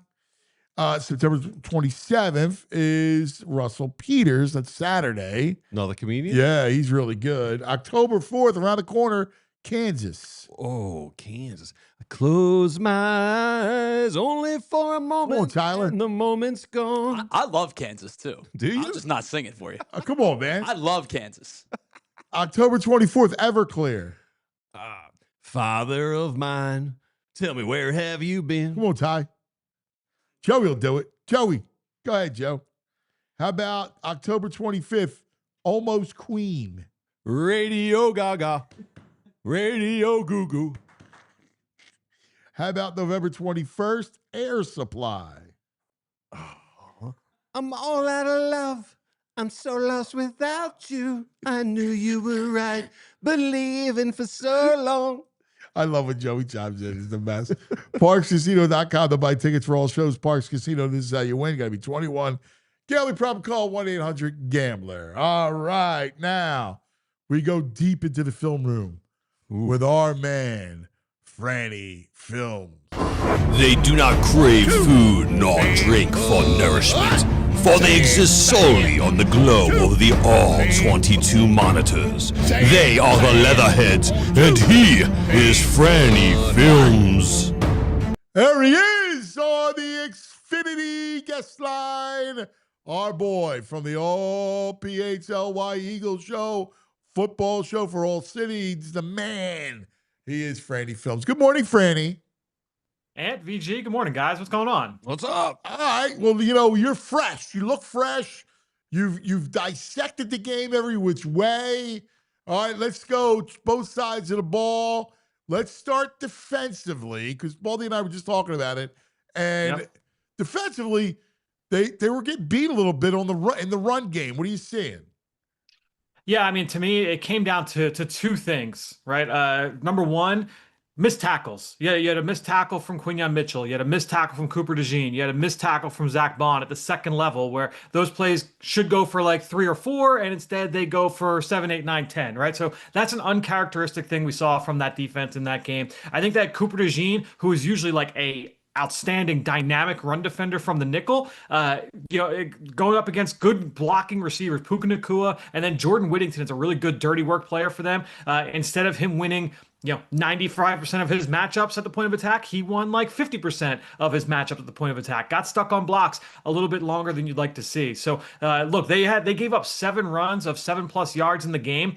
6 of them happened in the first half. They really tightened up at halftime and kind of got things rolling the other way. The only explosive they gave up in the second half was a cutback lane where they had everything blocked or everything fitted up right on the front side, and then the running back cut back against the grain. Josh Uche was supposed to be that backside contain player. He's running with the tight end down the seam. He thought it was a play action pass. And so, he takes off. His eyes aren't in the backfield, and then the running back's able to escape out the back door. So they kind of tightened up in the second half. But first half, LA was able to have their way on the ground. Well, and it's fair to point out that, when your offense is going 3 and out the first 4 drives, that's going to also play into your defense. Pass rush. Vic, again, dialing up pressures because it's not enough. What do you see from inside first with Jalen Carter?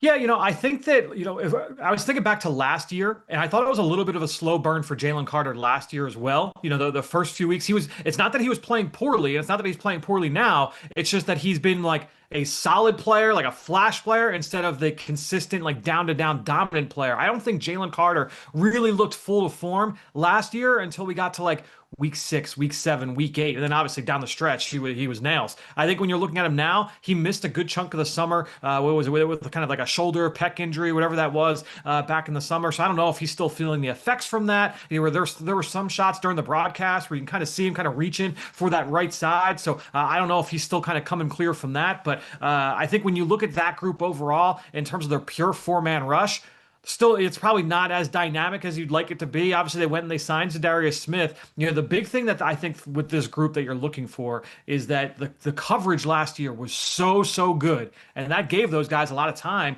to be able to get home.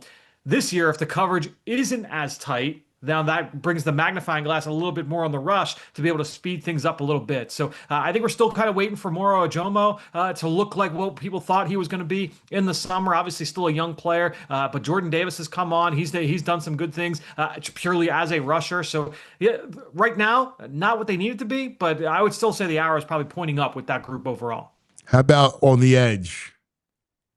On the edge, been about what you would expect, right? I think with Nolan Smith, like he's going to give you some good rushes, but at his size, like there are going to be sometimes where he is steered off and sealed off from the action as well. He has not been like the consistent he's going to win every single time on 3rd and long.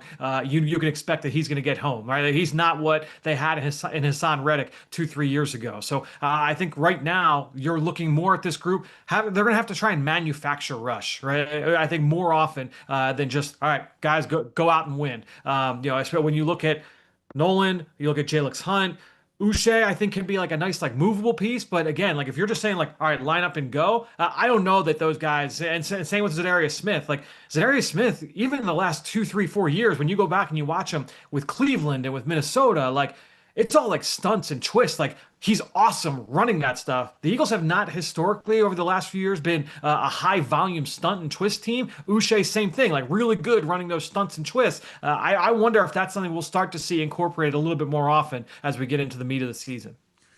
How come Robinson has not played? Yeah, I mean, we know like last year, Vic did not rotate a lot, with that defensive front group. They really lean on those guys. These are our guys. This is who's going to play. And so right now, I mean, he's got 3 guys ahead of him, and I think that as of this point, he's 4th in the pecking order. And unless there's an injury ahead of him, he's just not going to see much run. Yeah, it was interesting that he hadn't been active. I'm like, wait, at what point does he bring him in? But look against the Buccaneers and that decimated front, this is where Jalen Carter's got to have a monster game. Yeah, and honestly, I think back to his rookie year, he was so good in that game. And he was coming off the bench at that time. It was a different defensive scheme, all that, but he was dominant against that front a couple years ago as a rookie. Had some flash moments last year in week 4 against that front. But like I said, it was a little bit of a slow burn for Carter last year. We remember how bad that defensive performance was last year at this time. The same exact week of the season when they made that trip down to Tampa. So you're hoping certainly it doesn't look exactly like it did that week when they take the field at Raymond James on Sunday. But when you're looking at that group overall, yeah, I mean, Tristan Wirfs, they're hoping is going to be back. We'll talk about that later this week, but it sounds like, national reporting is saying they're hoping Tristan Wirfs is back. So now that takes their left tackle that had been playing, Graham Barton. He moves back to center. The guy who has been playing center, they shift him back to left guard. So their offensive line should be starting to round into form, but a lot of it's going to center on whether or not Tristan Wirfs is back in the lineup. All right, other side of the ball, we've been, let's start with this. All right. Let's start with this. Because we overblow everything, right? Of course. You can, I was talking to someone down there and it was like, listen, week 1, they go bang, bang, bang, right? Right down the field, right? And against the Cowboys. Then the weather delay and, things get weird. It was a weird game. Right. Kansas City was Kansas City. It was a slugfest. It was very conservative, both sides. You're going up against a really good defense and, of course, a coordinator that is tough, right? He'll show you blitz. He'll back out. Like, he confused a lot. I'll confuse you. And then last week, when you lose Lane early and Pryor comes in, there was a big drop. I mean, it really kind of threw your offense for a loop. And it wasn't until Fred came in that things settled down. Yeah, and I think that, everybody is quick to say, like, all right, like, it's all on Jalen. It's all on Kevin Patullo. It's all on Matt Pryor. It's all like, we want to find, like, who the guilty party is and throw all of our criticisms in that way. To your point, like, a lot of factors here. Going back and watching the film a couple times yesterday morning and just getting ready for the 2:00 show yesterday, writing the piece that's all up, on all PHLY right now for Diehards. You go back and you reread, my notes on the offensive please become a performance. diehard. You want this. Franny's You covers need nuts. Fran in your life. Franny alone is worth the diehard, let alone every other 4 for 4 item we have there. Truth. No questions. But to me, like, going back and it's like, when I'm watching that first half, I think, and again, it's everyone's like, oh, well, it was too conservative. There's nothing underneath. They came out and they wanted to be more aggressive yesterday, right? Like or Sunday rather. They came out and they said we're going to have more downfield concepts, more intermediate routes. The numbers bear that out, but then also just going back and watching the film, it wasn't just the underneath stuff early on in that football game. There were opportunities to be able to attack downfield for one reason or another. Some didn't hit. There was one, the first third down of the game. Devontae Smith is streaking across the middle of the field. That was the only time where I was like, oh, Jalen left that one on the field. He'd like to have that one back. He ended up scrambling and was tackled short of the first down marker. They called that play later. That was that critical Devontae Smith catch on 3rd and 10 on that final drive where he was able to move the sticks for like a 16-yard gain. They called that deep shot play where he tried to hit A.J. Brown over the middle and A.J. got hit at the catch point. They had the play to Jahan Dotson. That's a 3-level vertical stretch concept. The corner made an outstanding play getting back underneath it. So they had some aggressive play calls built in, but they weren't able to hit. And then you get into that later point in the game, they make the switch along the offensive line. So Fred Johnson steps in, things solidify a little bit there. And now all of a sudden, all right, you got A.J. Brown in the slug. All right, so you hit the double move. You've been doing slant. You set that up, and now you get the double move. You hit Goddard on the very next play down the seam. And then it was like the floodgates open. Guys played a little bit more loose, and they were able to hit some big plays against a feisty Rams defense. Hey, Fran, when I was watching you guys yesterday in your breakdown, there were several instances where it was multiple receivers seemed to be running the same route and jumbled together. You've had some time to think about it. Do you think that, like, why is that happening? Is that players getting crossed up on their routes? Is it the play calling? Yeah, that's a tricky one for me to answer, VG, only because there could be multiple reasons for it, right? And to me, ultimately, I think that while the coaches will say this, the coaches will say, hey, like that falls on us, like that's a coaching thing. To me, like when we're talking like NFL, like all right, like guys, that's what the money's for. Like you got to figure this out, right? So on the first one, it was the opening drive. Jahan Dotson and Devontae Smith were essentially running the same route, and then the ball it goes down as a target for Jahan Dotson. To me, that looked like that ball was intended for Devontae Smith, but those guys were in the same area. You come back to the next drive, the first of 5 straight 3-and-outs. The second down and third down of that series. It looked like those guys you had 2 guys like running the same route or right in the same area. The spacing wasn't great. After that, things kind of got cleaned up. But again, that kind of points back to what I was saying earlier, where a lot of factors, were at play. You had, Landon Dickerson gets beat for a sack. Like they couldn't run the ball. You had Saquon Barkley had a missed assignment on a blitz pickup on 3rd and long. Like a lot of different reasons why, that offense just could not get off the ground in the first half. Yeah, you just nailed it. They can't run the ball, right? Having struggled to run the football is really hurting this offense. How do you kickstart this run game? Now, otherwise, I do think you need to throw early, right? And to open things up to kind of get you off it. But they've been struggling big time, especially in between the tackles. Just have no success running inside. Yeah, the interior 3 right now is certainly not what it was a year ago, right? So Landon Dickerson does not seem to be 100% healthy. We you kind of had that feeling coming into the season after he had that injury in training camp. So he does not look healthy. And then at right guard, like, it's not that Tyler Steen isn't playing well. It's just that he is playing like a mortal, as opposed when you're looking at the rest of these guys. Like, to me, he's playing like your average NFL offensive lineman and not as a Pro Bowl talent. And so instead of winning, again, like 75 to 80% of his matchups, he's winning like 50 to 55% of his matchups. So he loses early on to Kobe Turner, and it's a 1st and 10 run, goes for 2 yards. He loses to Braden Fisk. Fisk swims him and crosses his face and gets into the backfield. There's a 0-yard gain, right? So when you have a couple of those mixed in, then you lose Lane Johnson. Like Fred Johnson is steady in pass pro. He's not as good in the run game. That's where his height can be a little bit of a disadvantage for him. I think everybody thinks like, oh, big burly offensive lineman, he's really good in the run game. He's actually better in pass pro. He struggles like getting underneath guys' pads and driving guys off the ball. He's good on double teams, but one-on-one in the run game, he can struggle. So he had a couple losses at the point of attack. We've talked about the tight end issues. They did a little bit less of that in this game. They did not lean on the tight ends often in the run game in this matchup against the Rams. But I think when you're ultimately looking at this group, like the offensive line not performing up to the level that we've expected. And also, too, I would say like as we got into like the late second quarter, as the offense was really starting to, you feel like the stress was building. I thought Saquon was pressing a little bit as well. There was one run where he, kind of cut back and his eyes, was looking for the cutback lane. If he stays on track, he had it open on the front side in between Steen and Matt Pryor. And so I think again, it's one of those things where everybody's pressing. Once they hit a couple of these, I feel like they'll be able to get the ball rolling in the right direction. Yeah, I think that's paramount just to start. I also thought they should have went to tempo earlier. Like this team thrives with tempo. It just works. Jalen's better at tempo. The way their offense can move. So I think he needs to figure that out and go tempo earlier when he sees that. I know you're looking for a drive starter, but there's sometimes you need to force it.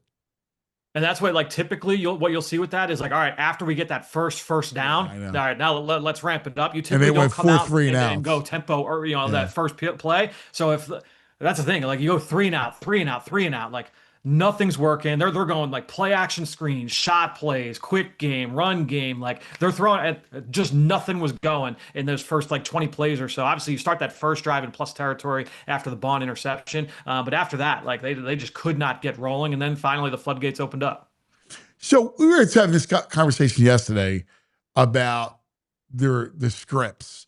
Like Petrullo doesn't script out his first 15, and I mean, I know you have your play sheet and you can just call for your play sheet, but I've always liked a game script. Like your best offensive minds have their scripted 15. And a lot of times that's when you see the most success because it's all about that game plan, what works. How come you don't think he does that? I've talked with a lot of coaches in the past that like kind of look at it a couple different ways, right? Because if you have your opening script, let's say like Andy Reid, like all right, you have your opening script. First play, it hits for 65 yards, and now it's 1st and goal from the 8. I'm just making something up, right? Whatever that second play is on your play sheet, that's not where you're going. You're going into the red zone part of the game plan, right? Like so, it's not like a blind. Yeah, but you haven't moved down. I mean, I've seen a lot of the sheets. Like it's all there for you. Exactly. So it's basically, for some coaches, they'd rather just say, all right, like give me the Cheesecake Factory menu and just say like, all right, here's all my red zone stuff. Here's all my short yardage stuff. Here's all here's my screen game. And then we're going to pick a la carte that way and just kind of go about it. And so I think that's probably the way that Petrullo, and I haven't seen like all the times he has talked about it so far this season, but my guess is that he probably falls into that camp where it's like, all right, if we're going to be situational anyway, then rather than me trying to stick to this script, let me just kind of, we'll make sure that we're picking all the best parts of the game plan each week. What does Petrullo need to do better?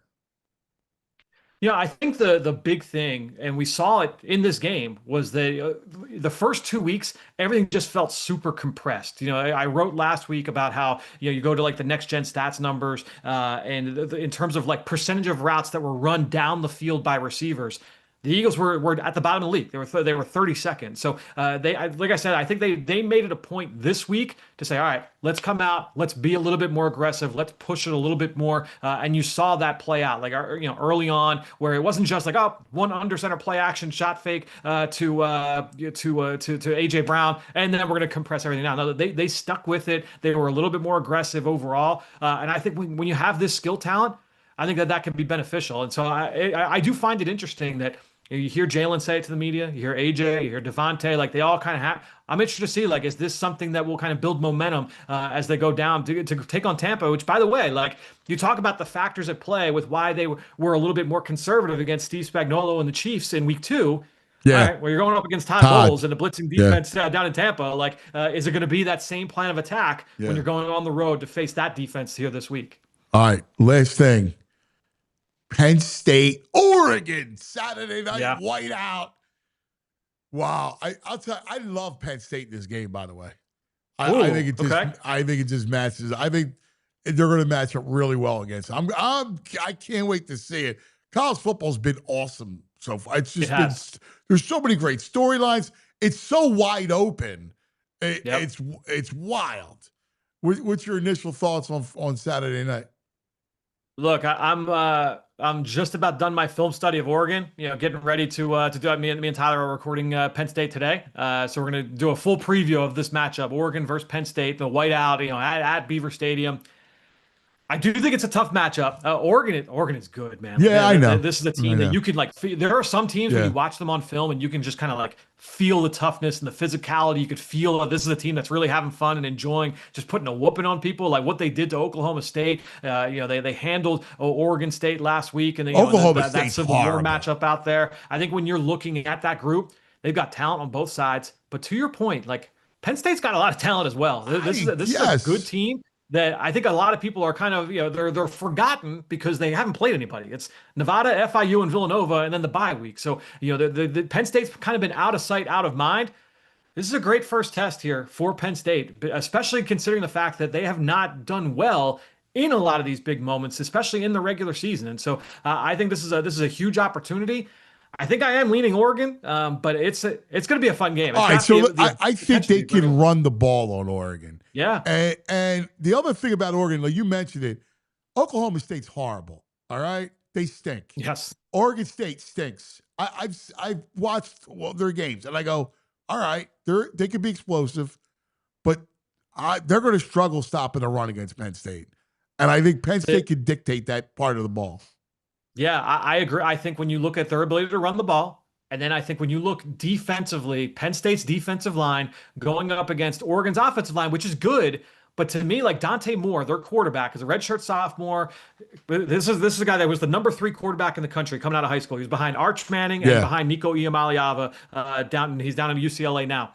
He commits to Chip Kelly at UCLA in 2023, coming out of high school, and played that first year. And it was tough sledding, man. Like, lots of sacks, lots of turnovers, ends up getting benched late in the season, transfers after the year, goes to Oregon, sits last year and basically redshirts the year behind Dylan Gabriel with the Ducks. Comes out this year and he's come up and he's looked good, like quick release. He's athletic. He's spreading the ball around.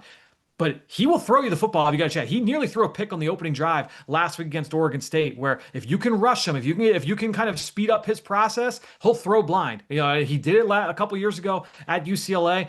That is, to me, like the biggest X factor in this game is if Penn State is able to come out and affect him. Especially like you get that crowd riled up. Like that's a tough environment for a young quarterback. I'm looking forward to it. That could be something that tilts the matchup in their favor. Yeah, I like it. I had to do the show yesterday with Matt Rule.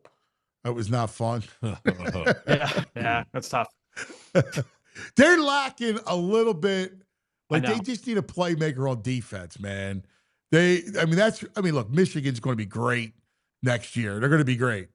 But like they ran for over 300 yards against them. Like, you need more playmakers up front defensively for them. Yeah, I think that's something that what we've seen from Matt Rule over the course of his time, as a head coach, is like he's gonna find athletes, he's gonna find playmakers, and he's been really good at finding linemen as well. And so I think I agree when you look at getting everyone that was really excited and rightfully so for year 3 at Nebraska, just because of what year 3 meant for him at Temple, what year 3 meant for him at Baylor. Continue to give him time. He's going to continue to build that program up. Yeah. All right, brother. Great stuff, man. Look, fired up. It's football, baby. We're in it. Enjoy. It's the best time of year, man. We got plenty to talk about every single week. Thanks, brother. We'll see you at 2:00. PHLY Birds. Appreciate it, That's brother. right. We'll see you. Franny Films. Futz saying Franny's not pale enough this film season. He should be looking more like VG. You are a ghost. I think he upgraded the camera, so he's looking a little better. Yeah, he looks great. Yes. You, on the other hand. Not a lot of Baldy really bumming people out today. And I will say he did take a shot at the Birds. I took it as a shot. Talking about the Lions, he's like, they don't need the tush push. I know. That was a shot, dude. That was a shot. I caught that. Yeah, people know. Baldy was irascible today. He was. Yeah. Like he was like he was unimpressed by the Eagles. Were not feeling him. And it felt like he liked the Lions better. Yes. Right? It felt like he likes Tampa. Mm-hmm. Yeah. He already made a premonition. It's going to be a Super Bowl champ that hasn't won before. I think it was Buffalo. Yeah. Yeah. There might have been big fart. Someone said, F off, Baldy. He was irascible. I don't even know what that means, but it sounds good. You know what that means, Tyler? Have you ever used irascible in your life? I have not. I'm not going to lie to you. I've never heard it. Irascible? Yeah. Like, I don't even know how to spell it to look it up. Man. R-A-S-C-A-B-L-E.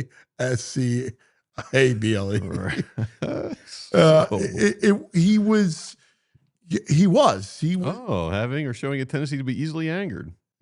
He seemed that way. Yeah. Yeah, he was irritated or something. Yeah. Something going on with him. He was very Colby Kolbs says Baldy was odd today. Yeah, he was odd. He was off. I felt like he was off too. All right. Back in the day. Head to overtime real quick. Yeah, OT. That's right. We're going to go OT. I also now I watch this. I've been going to the gym and watching the bird show, the Eagle show here. Bo calls it Bover time. I like Bover time. That's good. Yeah. We're hitting Bo's quippy. We're hitting Bover time. He is. He's quippy. Yeah. I like it. All right, let's go back in the day. We're going back. We're going back. We're going back. Back in the day with True Mark. Oh, yeah. Now we're going back 15 years and a day from today. And it's interesting because this is one of my favorite and Jamie's favorite quotes. And you've brought up the team 3 times. You've mentioned Oklahoma State stinks. Well, here's Mike Gundy dealing with some questions from the press 15 years ago. That's all. If anybody hasn't read this article, I don't read it. This was brought to me by a mother of children. I think this is worth reading. And let me tell you why I want to talk about this article. 3/4 of this is inaccurate. It's fiction. Here's all that kid did. He goes to class. He's respectful to the media. He's respectful to the public. And he's a good kid. And he's not a professional athlete. And he doesn't deserve to be kicked when he's down. That's why I don't read the newspaper. Because it's garbage. And the editor that let it come out is garbage. Come after me. I'm a man. I'm 40. I'm not a kid. Write something about me or our coaches. And that's all I got to say. Makes me want to puke. Makes me want to puke. I'm a man. I'm 40. That thing, every sports radio station in America played that drop. Oh, dude, it's amazing. I say it all the time still. Yeah. The pagan will say something. I'll be like, I'm a man. I'm 50. I'm 40. That's right. It's funny, but how dated it is. You know, he's not a professional athlete. Well, now they are. Right, yes. Now they get paid. I had to look up. He's still there. Oh, yeah. Yeah, I didn't even realize he's still there. Maybe not for long, guys. They're playing some bad football. He's checked out. He's totally checked out. Yeah. They stink. I told you that. I mean, I was like, I can't believe you brought up Oklahoma State like 3 times now. Of all spots. Hey, I'm kind of interested in. Can I have get something on my chest? Yeah, of course. A safe space. I can't wait for the NBA. What? Shut up. Are you really serious? Yeah. Why? I love this time of the year, right? Why would you want the NBA? I know. Right I love this time of the year because we got hockey starting. I can't wait for hockey, man. I'm fired up. Kind of violation. They're saying in the chat the preseason game's blacked out. The Flyers preseason game's not televised today. Yeah, it should be on. I can't wait. I'm really looking forward to Flyers. And then I saw a commercial on NBC. You get suckered back into it all the time. I do. I saw a commercial because because NBA on NBC. Mm-hmm. I love NBA on NBC. Like NBC should have the NBA. And Tirico it was awesome. Like they were giving you like the starting 5. There's Tracy McGrady, 6'9", Grant Hill. No. Right? And he had the Oklahoma City Thunder, and there's Tirico. And I don't know. I got suckered Torment in. yourself every season right now. You gotta Like, what if disassociate? You have the commissioner of the league 2 weeks ago talking about people who don't have streaming services say, well, that's fine. They can watch the highlights. We're a highlights league. Like, that's the commissioner saying that. No, I'm not getting excited about this. I know. That's why I asked you if I could get it off my chest. Yeah. I'm kind of embarrassed by it. Even if I saw Embiid doing 360 dunks and splits with Baldy, I'm still not buying into it yet. I know. I'm just looking forward to it. I like the confluence of all this. It's back, and I'm going deep into the rabbit hole Of what? of NBA? sports in general. Like my other watching is way down. Like I love Task, so I'm in on Task. Okay. But that's it. And like even my husband kind of role is way like, I find myself knee deep into every football game.